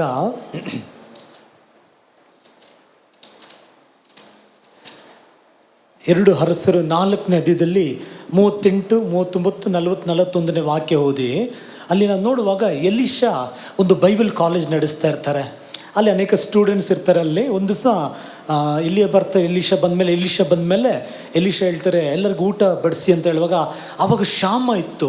ಅವರು ಹೇಳ್ತಾರೆ, ತಿನ್ನಲಿಕ್ಕೆ ಏನಿಲ್ಲ ಏನಿಲ್ಲ ಅಂತ ಹೇಳುವಾಗ, ಅವರು ಕೆಲವರು ಹೇಳ್ತಾರೆ ಸ್ಟೂಡೆಂಟ್ಗಳು, ನಾವು ಹೋಗಿ ಸೊಪ್ಪು ಕಿತ್ಕೊಂಡು ಬರ್ತೀವಿ, ಸೊಪ್ಪನ್ನು ತೊಗೊಂಡು ಬರ್ತೀವಿ ಅಂತ ಅವ್ರು ಹೋಗ್ತಾರೆ. ಎಲ್ಲ ಕಡೆ ಇದಾಗಿರ್ತದೆ. ಆದರೆ ಎಲ್ಲೋ ಒಂದು ಕಡೆ ಕೆಲವು ಸೊಪ್ಪು ಸಿಗ್ತದೆ, ಅದರಲ್ಲಿ ಕೆಲವು ದಂಟಿರ್ತದೆ. ಅದು ನೋಡಲಿಕ್ಕೆ, ಆ ವಾಕ್ಯ ನೋಡಿ ಹಾಗಿರ್ತದೆ, ನೋಡಲಿಕ್ಕೆ ಅದು ತಿನ್ನುವ ಹಾಗೆ ಚೆನ್ನಾಗಿರುವ ಹಾಗೆ ಅನಿಸ್ತದೆ, ನೋಡಲಿಕ್ಕೆ ಚೆನ್ನಾಗಿದೆ. ನೋಡಲಿಕ್ಕೆ ಚೆನ್ನಾಗಿದೆ ಅಷ್ಟೇ. ಈಗೇನಾಯ್ತು ಅಂತ ಹೇಳುವಾಗ ಆ ಸೊಪ್ಪನ್ನು ತಂದರು ಅವರು. ಆ ಸೊಪ್ಪನ್ನು ತೊಗೊಂಬಂದರು, ಬೇಯಿಸಿ ಎಲ್ಲರಿಗೆ ಕೊಟ್ಟರು ಸ್ಟೂಡೆಂಟ್ಸ್ಗಳಿಗೆ. ಅದು ತಿನ್ನುವಾಗ ಒಬ್ಬ ಹೇಳಿದ, ಯಜಮಾನನೇ ಇದರಲ್ಲಿ ಮರಣ ಇದೆ, ಇದರಲ್ಲಿ ವಿಷ ಇದೆ ಅಂತ ಹೇಳೋ ಸಮಯದಲ್ಲಿ ಆಗೇನಾಯಿತು, ಎಲೀಷಾ ಹೇಳಿದರು ಸ್ವಲ್ಪ ಹಸಿಟ್ಟನ್ನು ತೊಗೊಂಬರಕ್ಕೆ ಹೇಳಿದರು. ಹಸಿಟ್ಟನ್ನ ತೊಗೊಂಡ್ಬಂದು ಆ ಪಾತ್ರೆಯಲ್ಲಿ ಹಾಕುವಾಗ ಆ ವಿಷ ಹೋಯ್ತು, ಮರಣ ಹೋಯಿತು. ಆಮೇಲೆ ಎಲ್ಲ ತಿಂದರು ಅಂತ ನಾವು ನೋಡ್ತೀವಿ. ಅಂದರೆ ನನ್ನ ಸಬ್ಜೆಕ್ಟ್ ನಂದು ಏನಂತ ಹೇಳುವಾಗ ಇದರಲ್ಲಿ ನಾನು ಏನು ಹೇಳೋಕ್ಕೆ ಬರ್ತಾ ಇದ್ದೀನಿ ಅಂದರೆ, ನೋಡಿ ಇವತ್ತು ಲೈವ್ ಪ್ರೋಗ್ರಾಮಲ್ಲಿ ಅನೇಕ ಕಾರ್ಯಗಳನ್ನು ನೋಡ್ತಾ ಇದ್ದೀವಿ. ಅದರಿಂದ ಎಲ್ಲವೂ ಕೂಡ ಈಗ ಹೇಗೆ ಅವ್ರು ನೋಡಲಿಕ್ಕೆ ಅದು ಹೇಗಾಗಿ ಸೊಪ್ಪು ಥರನೇ ಇತ್ತು, ನೋಡಲಿಕ್ಕೆ ಒಳ್ಳೆ ದಂಟು ಥರನೇ ಇತ್ತು. ಅದ್ರ ತಿನ್ನುವಾಗಲೇ ಅವ್ರಿಗೆ ಗೊತ್ತಾಯಿತು ಇದರಲ್ಲಿ ವಿಷ ಇದೆ, ಮರಣ ಇದೆ ಅಂತ. ಹಾಗೆ ಎಲ್ಲವನ್ನು ಅಂಗೀಕರಿಸಲಿಕ್ಕೆ ಆಗೋದಿಲ್ಲ. ಹಲ್ಲೆಲೂಯಾ. ಯಾವುದೇ ದೇವರ ವಾಕ್ಯಗಳನ್ನು ನೀವು ಕೇಳುವಾಗ ನೀವು ನಿಧಾನಿಸಿ ನಿಮಗೆ ಪವಿತ್ರಾತ್ಮನಿದ್ದಾರೆ. ಪವಿತ್ರಾತ್ಮನ ಸಹಾಯದಿಂದ ನಾನು ಪ್ರಸಂಗ ಮಾಡಿದರೂ ಕೂಡ ಅಷ್ಟೇ, ನಾನು ಹೇಳೋದು ಕರೆಕ್ಟಾ ಇಲ್ವೋ ಅಂತ ಪವಿತ್ರಾತ್ಮನ ಹತ್ರ ನೀವು ನಿಧಾನಿಸಬೇಕು, ಕೇಳಬೇಕು ಪವಿತ್ರಾತ್ಮನ ಹತ್ರ. ಯಾಕೆಂದರೆ ಇವತ್ತು ಅನೇಕ ಕಾರ್ಯಗಳಲ್ಲಿ ಅನೇಕರು ಏನೇನೋ ಮಾತಾಡ್ತಾರೆ, ದೇವರು ಮರ್ತು ಬಿಟ್ರು, ದೇವ್ರು ಕೈ ಬಿಟ್ಬಿಟ್ರು, ಇಲ್ಲಾಂದರೆ ಇದು ದೇವರು ಕಳಿಸಿರೋದು ಈ ಪ್ರಶ್ನೆಗಳು ಹಾಗೆಲ್ಲ ಮಾತಾಡ್ತಾರೆ. ಅದರಿಂದ ನಾವು ಅದು ಚರ್ಚೆ ಮಾಡಲಿಕ್ಕೆ ಇಷ್ಟಪಡೋದಿಲ್ಲ. ಅದರ ಒಂದು ಮಾತು ಹೇಳ್ತೀನಿ ನೋಡಿ, ಕೀರ್ತನೆ 119 68ನೇ ವಾಕ್ಯ ಹೇಳ್ತಿದೆ, ದೇವರು ಒಳ್ಳೆಯವರು, ಒಳ್ಳೆಯದನ್ನು ಮಾಡುವ ದೇವರು. ಅಪೊಸ್ತಲ 10ನೇ ಅಧ್ಯಾಯದಲ್ಲಿ 38ನೇ ವಾಕ್ಯ ಹೇಳ್ತಿದೆ, ದೇವರು ಎಲ್ಲ ಕಡೆ ಹೋಗಿ ಒಳ್ಳೆಯದನ್ನೇ ಮಾಡಿದರು ಅಂತ ಸತ್ಯವೇದದಲ್ಲಿ ನಾವು ನೋಡ್ತೀವಿ. ಅದರಿಂದ ಬಾಯಿ ತೆರೆದು ಏನೋ ನೋಡೋಕ್ಕೆ ಹೇಗಿತ್ತು, ಸೊಪ್ಪು ಥರ ಇತ್ತು.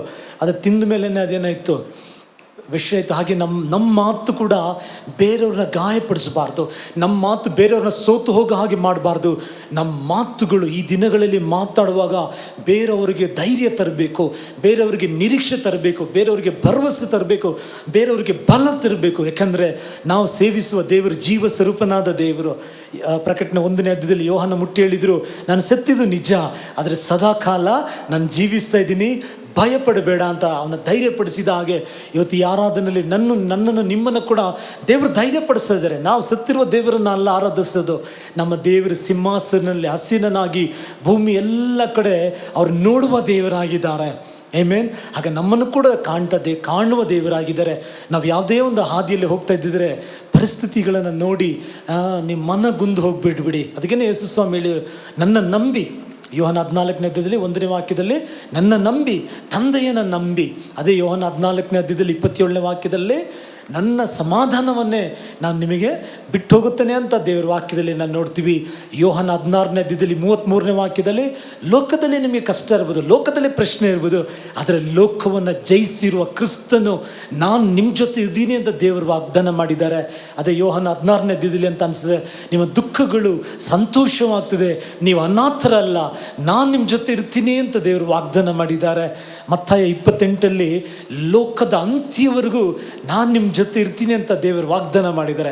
ಕನ್ನಡದಲ್ಲಿ ನೋಡಿ, ಪ್ರತಿ ದಿವಸ ನಮ್ಮ ಜೊತೆ ಇದ್ದಾರೆ. ಪ್ರಶ್ನೆಗಳಿರ್ಬೋದು, ಹೋರಾಟಗಳಿರ್ಬೋದು, ಇವತ್ತು ಬಲಹೀನ ಇರ್ಬೋದು, ಆದರೆ ದೇವರು ನಮ್ಮ ಜೊತೆ ಇದ್ದಾರೆ. ಇದೆಲ್ಲದಿಂದಲೂ ನಮ್ಮ ದೇವರು ಪಾರು ಮಾಡೋರಾಗಿರ್ತಾರೆ. ಇವತ್ತೊಂದು ಹೆಣ್ಮಗುನ ನಿಮಗೆ ತೋರಿಸ್ಲಿಕ್ಕೆ ಇಷ್ಟಪಡ್ತೀನಿ. ಹೇಗೆ ನೋಡಿ, ನಿರೀಕ್ಷೆ ಇಲ್ಲದಿರುವ ಸಮಯದಲ್ಲಿ ಕೂಡ ದೇವರು ಹೇಗೆ ಆಕೆಯನ್ನು ಬಲಪಡಿಸಿದರು. ಯೋಹಾನ ಬರೆದಿರೋ ಶುಭ ಸಂದೇಶ 4ನೇ ಅಧ್ಯಾಯದಲ್ಲಿ ನಾವು ಓದುವಾಗ ಅಲ್ಲಿ ವಾಕ್ಯ ಹೇಳ್ತಿದೆ, ಒಂದು ಯೇಸು ಸ್ವಾಮಿ ಅವರು ಯೂದದಿಂದ ಗಲಿಲಾಯಕ್ಕೆ ಹೋಗ್ತಾ ಇದ್ರು. ಅವರು ಹೋಗೋ ದಾರಿಯಲ್ಲಿ ಸಮಾರ್ಯವನ್ನು ದಾಟಿ ಹೋಗಬೇಕಾಗಿತ್ತು. ಅಲ್ಲಿ ಹಾಗೆ ಅವರು ಯೇಸು ಸ್ವಾಮಿ ಹೋಗುವಾಗ ಶಿಷ್ಯರೊಂದಿಗೆ ಅಲ್ಲಿ ಒಂದು ಬಾವಿ ಬಂತು, ಯಾಕೋಬನ ಬಾವಿ ಇತ್ತು. ಅಲ್ಲಿ ಯೇಸು ಸ್ವಾಮಿ ಆಯಾಸವಾಗಿತ್ತು, ಅಲ್ಲಿ ಕುತ್ಕೊಂಡಿರುವಾಗ ಶಿಷ್ಯರು ಆಹಾರ ತಗೊಂಡು ಬರಕ್ಕೆ ಹೋಗಿದ್ರು. ಆಹಾರ ತಗೊಂಡು ಹೋಗಿರುವಾಗ ಅಲ್ಲಿಂದ ಆ ಸಮ್ಮಾರಿ ಸ್ತ್ರೀ ಒಬ್ಬರು ಬಂದರು. ಆ ಸಮ್ಮಾರಿ ಸ್ತ್ರೀ ಬರುವಾಗ ಯೇಸು ಸ್ವಾಮಿ ಹೇಳ್ತಾರೆ, ಅಮ್ಮ ಸ್ವಲ್ಪ ಕುಡಿಯೋಕ್ಕೆ ನೀರು ಕೊಡು ಅಂತ ಕೇಳುವಾಗ ಈ ಸಮ್ಮಾರಿ ಸ್ತ್ರೀ ಏನು ಹೇಳಿದ್ರು ಗೊತ್ತಾ, ನೀವು ಯಹೂದ್ಯರು, ನಾವು ಸಮ್ಮಾರ್ಯದವರು, ಅದು ಹೇಗೆ ನೀವು ಸಮ್ಮಾರ್ಯದವರು ಹತ್ರ ನೀವು ನೀರು ಕೇಳ್ತೀರಲ್ಲ ಅಂತ ಆಕೆ ಕೇಳಿದೆ. ಯಾಕೆಂದರೆ ಅವತ್ತು ಸಮ್ಮಾರ್ಯದವರನ್ನು ಅವರು ಅನ್ಯರಾಗಿ ತಿಳ್ಕೊಂಡಿದ್ರು ಯಹೂದ್ಯರು. ಹೇಗೆ ನೀವು ನೀರು ಕೇಳ್ತೀರಾ ಅಂತ ಅಲ್ಲಿ ವಾದ ಮಾಡ್ತಾಳೆ. ಆಗ ಯೇಸು ಸ್ವಾಮಿ ಹೇಳ್ತಾರೆ, ನೀನು ಯಾರು ನೀರು ಕೇಳ್ತಾ ಇದ್ದಾರೆ ಅಂತ ನಿನಗೆ ಗೊತ್ತಾದರೆ ನೀನು ಅವ್ರ ಹತ್ರ ಕೇಳಿದರೆ ಅವ್ರು ನಿನಗೆ ಕೊಡುವ ನೀರು ನೀನು ಕುಡಿದ್ರೆ ನಿನಗೆ ದಾಹನೇ ಆಗೋದಿಲ್ಲ, ನಿನಗೆ ನಿತ್ಯ ಜೀವ ನಿನಗೆ ಉಂಟಾಗುತ್ತದೆ ಅಂತ ಹೇಳೋ ಸಮಯದಲ್ಲಿ ಈಕೆ ಹೇಳ್ತಿದ್ದಾರೆ, ನೀವು ಯಾಕೋಬ್ಗಿಂತ ದೊಡ್ಡವರ, ಅಂದರೆ ಈ ಬಾವಿ ಆಳವಾಗಿದೆ ಅಲ್ಲ, ಅದು ನೀವು ಹೇಗೆ ನೀರು ತೆಗಿತೀರ ನೀವು, ಹಾಗೆಲ್ಲ ಹೇಳುವಾಗ ದೇವರು ಹೇಳ್ತಾರೆ, ಆಗ ನಾನೇ ಆ ಜೀವ ನದಿ, ಅದೇ ನಾನೇ ಜೀವ ನೀರು ಅಂತ ಹೇಳುವಾಗ, ಹಾಗಾದರೆ ನನಗೆ ಕೊಡಿ ಅಂತ ಕೇಳ್ತಾಳೆ. ಈಗಲೇ ಪಾಯಿಂಟ್ ನಾನು ನಿಮ್ಗೆ ಹೇಳಿ ನೋಡಿದೆ. ಈಗ ಆ ನೀರು ನನಗೆ ಬೇಕು ಅಂತ ಹೇಳುವಾಗ ಈಗ ಯೇಸು ಸ್ವಾಮಿ ಹೇಳ್ತಾರೆ, ನೀನು ಹೋಗಿ ನಿಮ್ಮ ಗಂಡನನ್ನು ಕರ್ಕೊಂಡು ಬಾ. ಅಲ್ಲೆಲ್ಲೂಯ್ಯ. ಆಕೆ ಕೇಳ್ತಾಳೆ, ನನಗೆ ಗಂಡನ ಇಲ್ಲ. ಯೇಸು ಸ್ವಾಮಿ ಹೇಳಿದರು, ನೀನು ಸರಿಯಾಗಿ ಹೇಳಿದೀಯಾ, ನಿನಗೆ 5 ಗಂಡಂದಿರಿದ್ದರು, ಆದರೆ ಈಗ ಕೂಡ ಒಬ್ಬನು ಇದ್ದಾನೆ, ಆತನು ಕೂಡ ನನಗೆ ಗಂಡನಲ್ಲ ಅಂತ ಹೇಳುವಾಗ, ನೀವು ಮೆಸ್ಸಿಯನ, ನೀವು ಪ್ರವಾದಿಯನ ಅಂತ ಅವಳು ಆಶ್ಚರ್ಯ ಪಡ್ತಾಳೆ. ಇಲ್ಲಿ ನೋಡಿ ಆ ವಿಷಯ ನೋಡಿ, ಈಕೆ ಮಧ್ಯಾಹ್ನ ನೀರು ಮಧ್ಯಾಹ್ನ ಬಂದಿದ್ದಾಳೆ. ಇಂಗ್ಲೀಷಲ್ಲಿ 6 ಗಂಟೆಗೆ ಅಂತ ಬರೆದಿದೆ, ಅಂದರೆ ಮಧ್ಯಾಹ್ನ ಸಮಯಕ್ಕೆ ಈಕೆಗೆ ಆ ನೀರು ತಗೊಳಕ್ಕೆ ಬಂದಿದೆ. ಈಕೆ ಒಂದು ವೇಳೆ ನೋಡಿ 5 ಜನ ಗಂಡಂದಿರಂದರೆ ಆ ಸಮಾಜದಲ್ಲಿ ಆಕೆಗೆ ಒಂದು ಬೆಲೆ ಇಲ್ದಿರ್ಬೋದು ಅಂತ ನಾನು ಅನಿಸ್ತದೆ. ಸಮಾಜದಿಂದ ಕೈ ಬಿಡಲ್ಪಟ್ಟಿರ್ಬೋದು, ದೂರ ತಳ್ಳಿರ್ಬೋದು. ಒಂದು ವೇಳೆ ನೀರು ತುಂಬಕ್ಕೆ ಬೆಳಗ್ಗೆ ಬರ್ತಾರೆ, ಸಂಜೆ ಬರ್ತಾರೆ, ಮಧ್ಯಾಹ್ನ ಯಾರೂ ಬರೋದಿಲ್ಲ. ಆಗ ಮಧ್ಯಾಹ್ನ ಬರ್ತಾರೆ ಅಂದರೆ, ಯಾಕಂದರೆ ಸಂಜೆ ಬಂದರೆ ಅಲ್ಲಿರುವ ಹೆಣ್ಮಕ್ಕಳು ತಮಾಷೆ ಮಾಡ್ಬೋದು, ಗೇಲಿ ಮಾಡ್ಬೋದ, ಮಧ್ಯಾಹ್ನ ಬಂದಿದ್ದಾರೆ. ಆದರೆ ನೋಡಿ, ನೀವು ಒಂದು ಕಾರ್ಯ ನೋಡಿ ಅಲ್ಲಿ, ಈಗ ಆಕೆಗೆ ಬೇಸರ ಇದೆ. ಒಂದು ವೇಳೆ ಆಕೆಗೆ ಏನಾಗಿದೆ ಅಂತ ಹೇಳುವಾಗ 5 ಗಂಟೆ ತೃಪ್ತಿ ಇಲ್ಲ ಜೀವಿತದಲ್ಲಿ. ಇವತ್ತು ನೋಡಿ, ಅನೇಕರು ಇವತ್ತು ತೃಪ್ತಿ ಇಲ್ಲ. ಹಣ ಸಂಪಾದನೆ ಮಾಡೋರು ಇನ್ನೂ ಸಂಪಾದನೆ ಮಾಡಬೇಕು, ಇನ್ನೂ ಸಂಪಾದನೆ, ಅವ್ರಿಗೆ ಇನ್ನೂ ನೀರು ಬೇಕು, ತೃಪ್ತಿ ಇಲ್ಲ ಅವರಿಗೆ.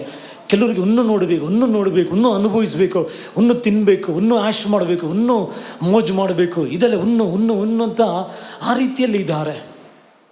ಈಕೆಗೆ ಕೂಡ ನೋಡಿ 5 ಗಂಟೆ ನಿಂತಿದ್ದು ಕೂಡ ಆಕೆಗೆ ತೃಪ್ತಿಯಾಗಿರಲಿಲ್ಲ. ನಾನು ಹೇಳ್ತೀನಿ ನೋಡಿ, ನೀವು ಎಷ್ಟೇ ಸಂಪಾದನೆ ಮಾಡಿ, ನೀವೆಷ್ಟೇ ಆಶೆ ಮೋಶಿ ಏನು ಮಾಡಿದ್ರೂ ಕೂಡ ನಿಮಗೆ ನಿಜವಾದ ತೃಪ್ತಿ ಯೇಸು ಕ್ರಿಸ್ತನು ಮಾತ್ರನೇ ಕೊಡಲಿಕ್ಕೆ ಸಾಧ್ಯ. ಹಣ ನಿಮಗೆ ನಿಜವಾದ ತೃಪ್ತಿ ಕೊಡೋಕ್ಕಾಗಲ್ಲ. ಇಲ್ಲಾಂದರೆ ಯಾವುದೇ ಪಾಪದ ಕಾರ್ಯಗಳೆಲ್ಲ ನಿಮಗೆ ನಿಜವಾಗಿ ಕೊಡೋದಿಲ್ಲ. 5 ಗಂಡಂದಿರಿದ್ದರೆ ಕೂಡ ಆಕೆಗೆ ತೃಪ್ತಿ ಆಗಲಿಲ್ಲ. ಹಲ್ಲೆಲೂಯಾ. ಹಾಗಿರುವಾಗ ನಾನು ಹೇಳ್ತೀನಿ ನೋಡಿ, ತೃಪ್ತಿ ಅದು ದೇವರು ಮಾತ್ರನೇ ಕೊಡಲಿಕ್ಕೆ ಸಾಧ್ಯ.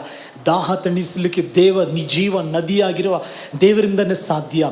ಇಲ್ಲಿ ನಾನೇನು ಹೇಳ್ತಾ ಇದ್ದೀನಿ ಅಂದರೆ, ಈಕೆ ಅಲ್ಲಿ ಮಾತಾಡ್ತಾರೆ 25ನೇ ವಾಕ್ಯದಲ್ಲಿ, ನಮಗೆ ಮೆಸ್ಸಿಯ ಬಂದು ಎಲ್ಲ ಬೋಧಿಸ್ತಾರೆ, ನಮಗೆಲ್ಲ ಕಲಿಸ್ಕೊಡ್ತಾಳೆ ಅಂತ ಹೇಳುವಾಗ ಈಕೆ ಗೊತ್ತು, ನನಗನ್ಸು ಈಕೆ ಗೊತ್ತಿದೆ ಈಕೆ ಮಾಡ್ತಾ ಇರೋದು, ಈಕೆ ಜೀವಿತ ಎಲ್ಲ ಸರಿಯಿಲ್ಲ ಅಂತ. ಆದರೆ ಆಕೆಗೆ ಒಂದು ನಿರೀಕ್ಷೆ ಇತ್ತು ಅಂತ ಅನಿಸ್ತದೆ, ಒಂದು ದಿವಸ ಮೆಸ್ಸಿಯ ಬರ್ತಾರೆ ಅಂತ. ಆಮೆನ್. ಆ ಮೆಸ್ಸಿಯ ಯೇಸು ಕ್ರಿಸ್ತನ ನಾನೇ ಅದು ಅಂತ ಹೇಳೋ ಸಮಯದಲ್ಲಿ ಆಕೆ ಏನು ಮಾಡಿ ಗೊತ್ತಾ, ಆ ಪಾತ್ರನ ಇಟ್ಟು ಗ್ರಾಮಕ್ಕೆ ಹೋಗಿ ಎಲ್ಲ ಗ್ರಾಮದಲ್ಲಿರುವ ಅನೇಕರನ್ನ, ಚಿಕ್ಕ ಮಕ್ಕಳಾಗಿರ್ಬೋದು, ದೊಡ್ಡವರಾಗಿರ್ಬೋದು, ವಿದ್ಯಾಭ್ಯಾಸ ಆಗಿರ್ಬೋದು, ಬಿಸ್ನೆಸ್ ಮ್ಯಾನ್ಗಳಾಗಿರ್ಬೋದು, ಎಲ್ಲರನ್ನ ದೇವ್ರ ಕಡೆ ಕರ್ಕೊಂಡು ಬಂದಳು. ಆಮೆನ್. ಯೋಚನೆ ಮಾಡಿ, ನನ್ನ ಪ್ರಕಾರ ಈಕೆನೇ ಮೊದಲನೇ ಸುವಾರ್ಥ ಸಾರುವ ಒಂದು ಹೆಣ್ಣಾಗಿದ್ದಾಳೆ, ಇವ್ಯಾಂಜಲಿಸ್ಟ್ ಅಂತ ಹೇಳ್ತೀವಲ್ಲ. ಯಾಕೆಂದರೆ ಅನೇಕರನ್ನ ದೇವರು ಬಳ್ಳಿಗೆ ಕರ್ಕೊಂಡು ಬಂದಿದ್ಲು. ಆದರೆ ಈಕೆ ಜೀವಿತ ನೋಡಿ, ಒಂದು ತೃಪ್ತಿ ಇಲ್ಲದಿರುವ ಜೀವಿತ, ಒಂದು ಪಾಪ ತುಂಬಿರುವ ಜೀವಿತ. ಆದರೆ ಯೇಸು ಆಕೆ ಜೊತೆ ಮಾತಾಡುವ ಸಮಯದಲ್ಲಿ, ನೀನು ಪಾಪಿ, ನೀನು ಸರಿ ಇಲ್ಲ, ನಿನ್ನ 5 ಜನ ನಿನಗೆ ಗಂಡಂದಿದ್ದಾರೆ ಅಂತ ಹಾಗೆ ದೇವರು ಮಾತಾಡಲಿಲ್ಲ. ನೋಡಿ, ದೇವರು ಖಂಡಿಸುವ ದೇವರಲ್ಲ, ದೇವರು ಆಕೆ ತಪ್ಪನೆತ್ತಿ ತೋರಿಸುವ ದೇವರಲ್ಲ. ಆಕೆ ಜೊತೆ ದೇವರು ನಿಧಾನವಾಗಿ ಆತನ ಜೊತೆ ಆತನ ಅರ್ಥ ಮಾಡಿಕೊಳ್ಳುವ ಹಾಗೆ, ಆಕೆ ಎಲ್ಲಿ ತೃಪ್ತಿ ಆಗ್ತಾಯಿಲ್ಲ, ಎಲ್ಲಿ ಪ್ರಾಬ್ಲಮ್ ಇದೆ ಅಂತ ಎಷ್ಟು ದೇವರು ಮಧುರವಾಗಿ ನಿಧಾನವಾಗಿ ಆಕೆ ಜೊತೆ ಮಾತಾಡುವಾಗ ನೋಡಿ, ಇದುವರೆಗೂ ನನಗನ್ನಿಸ್ತದೆ ಊರಲ್ಲಿರೋರೆಲ್ಲ ಆಕೆ ನೋಡುವಾಗ ಅಸಹ್ಯ ಮಾಡ್ತಾ ಇರ್ಬೋದು, ಒಂದು ವೇಳೆ ಏನೇನೋ ಮಾತಾಡ್ಬೋದು. ಆದರೆ ಒಂದು ವ್ಯತ್ಯಾಸ ನೋಡ್ತಾ ಇದ್ದಾಳೆ ಅವಳು. ಎಲ್ಲರಿಗಿಂತಲೂ ಈ ಯೇಸುವಲ್ಲಿ, ಈತನಲ್ಲಿ ಒಂದು ವ್ಯತ್ಯಾಸ ಇದೆಯಲ್ಲ ಅಂತ ಆಕೆ ಜೀವಿತನೇ ಮಾರ್ಪಟ್ಟಿತ್ತು. ಹಲ್ಲೆಲೂಯಾ. ಅದೇ ನಿರೀಕ್ಷೆ. ಆಮೆನ್. ನಾನು ಹೇಳ್ತೀನಿ ನೋಡಿ, ನೀವು ಯಾವ ವಿಷಯದಲ್ಲಿ ಇವತ್ತು ನಿರೀಕ್ಷೆ ಕಳ್ಕೊಂಡಿದ್ದೀರೋ, ಈ ಯೇಸು ಕ್ರಿಸ್ತನು ಹೇಗೆ ಈ ಸಮಾರ್ಯ ಸ್ತ್ರೀಗೆ ಒಂದು ನಿರೀಕ್ಷೆ, ಒಂದು ಭರವಸೆ ತಂದಿದ್ದಾರೋ, ನಿಮ್ಮ ಜೀವಿತದಲ್ಲಿ ಅದನ್ನು ಮಾಡಲಿಕ್ಕೆ ದೇವರಿಂದ ಸಾಧ್ಯ. ಅದರಿಂದ ಮನಗುಂದುಬೇಡಿ, ಸೋತೋಗ್ಬಿಡ್ಬೇಡಿ, ದೇವರ ಬಳ್ಳಿಲಿ ಬನ್ನಿ. ನಿಮ್ಗೇನು ಪ್ರಶ್ನೆ ಇದೋ, ನೀವು ಒಂದು ವೇಳೆ ಪಾಸ್ಟರ್ಗೂ ಕೂಡ ಹೇಳೋ ಅವಶ್ಯಕತೆ ಇಲ್ಲ. ನೀವು ದೇವರ ಜೊತೆ ಹಂಚ್ಕೊಳ್ಳಿ. ಅವ್ರು ನಿಮ್ಮ ತಂದೆ ಆಗಿದ್ದಾರೆ, ಅವ್ರು ನಿಮಗೆ ಹಿರಿಯ ಸಹೋದರನಾಗಿದ್ದಾರೆ, ಅವ್ರು ನಿಮಗೆ ಜೊತೆಗಾರ ಇದ್ದಾರೆ, ಅವ್ರು 24 ಗಂಟೆ ಟೈಮ್ ನಿಮಗೆ ಸಹಾಯ ಮಾಡೋಕ್ಕೆ ಕಾದಿದ್ದಾರೆ. ಮನಸ್ಸು ತೆರೆದು ಹನ್ನಾಳು ತನ್ನ ಹೃದಯವನ್ನು ದೇವರ ಸಮ್ಮುಖದಲ್ಲಿ ಉಯ್ದು ಬಿಡ್ಲು ಅಂತ ವಾಕ್ಯದಲ್ಲಿ ಹೇಳುವ ಹಾಗೆ, ನಿಮ್ಮ ಹೃದಯದಲ್ಲಿರೋದನ್ನು ದೇವರ ಮುಂದೆ ನೀವು ಉಯ್ಯುವಾಗ, ನಾನು ಹೇಳ್ತೀನಿ ನೋಡಿ, ನಮ್ಮ ದೇವರು ಸಹಾಯ ಮಾಡುವ ದೇವರು, ನಿಮ್ಮ ನಿರೀಕ್ಷೆಯನ್ನು ಭಂಗಪಡಿಸುವ ದೇವರಲ್ಲ. ದೇವರ ವಾಕ್ಯದಲ್ಲಿ ನಾವು ನೋಡ್ತೀವಿ, ಆತನ ನಿರೀಕ್ಷಿಸಿದವರು ಹೊಸ ಬಲ ಹೊಂದಿದ್ರು, ಆತನ ನಿರೀಕ್ಷಿಸಿದರು ಮುಖಗಳು ಪ್ರಕಾಶ ಹೊಂದಿತ್ತು, ಆತನ ನಿರೀಕ್ಷಿಸಿದ್ದು ಆಶಾಭಂಗ ಪಡಲಿಲ್ಲ. Those who hope in the Lord will never be ashamed.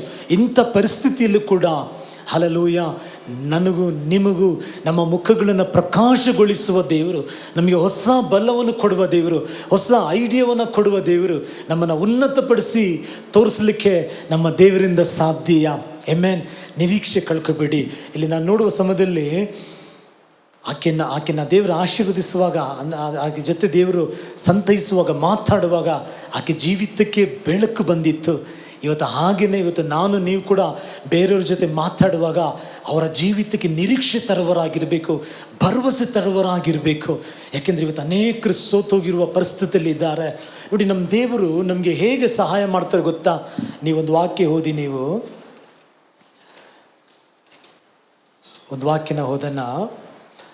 ಒಂದು ಪೂರ್ವಕಾಲದ ಇತಿಹಾಸ 12ನೇ ಅಧ್ಯಾಯದಲ್ಲಿ 22ನೇ ವಾಕ್ಯ ಓದಿ. First chronicle chapter 12 verses 22. ಇಲ್ಲಿ ನೀವು ನೋಡುವಾಗ ದಾವೀದ್ ಬಗ್ಗೆ ದೇವರ ವಾಕ್ಯದಲ್ಲಿ ನಾವು ನೋಡ್ತೀವಿ. ದಿನ ದಾವೀದನ ಜೊತೆ ಜನಗಳು ಸೇರ್ತಾನೇ ಇದ್ರು.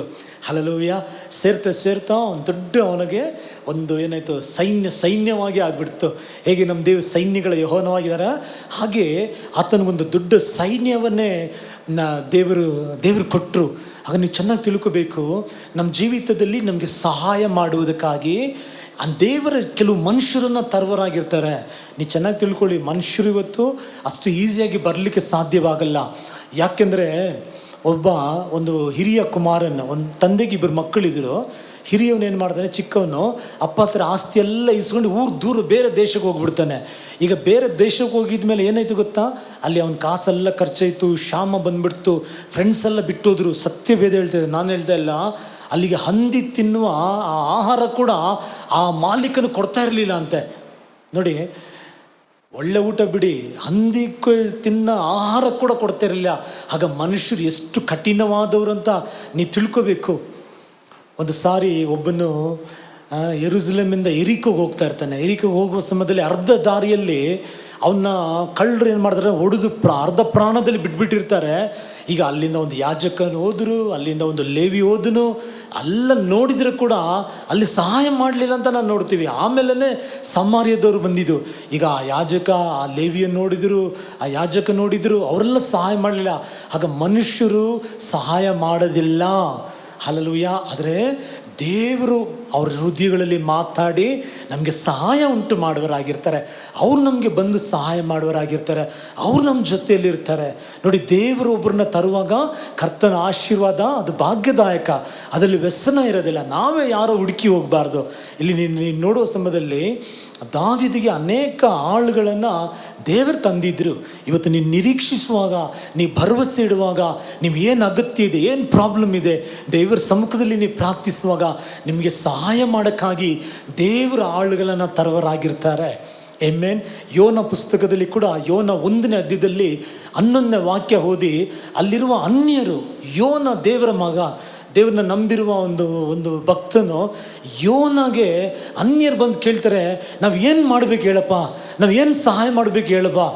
ಆದರೆ ಇಲ್ಲೇನಾಯಿತು ಅಂದರೆ ಎಲ್ಲರ ಬಿರುಗಾಳಿ ಬೀಸಿತ್ತು. ಯೋನ ನಿಮಿತ್ತವಾಗಿ ಬಿರುಗಾಳಿ ಬೀಸಿತ್ತು.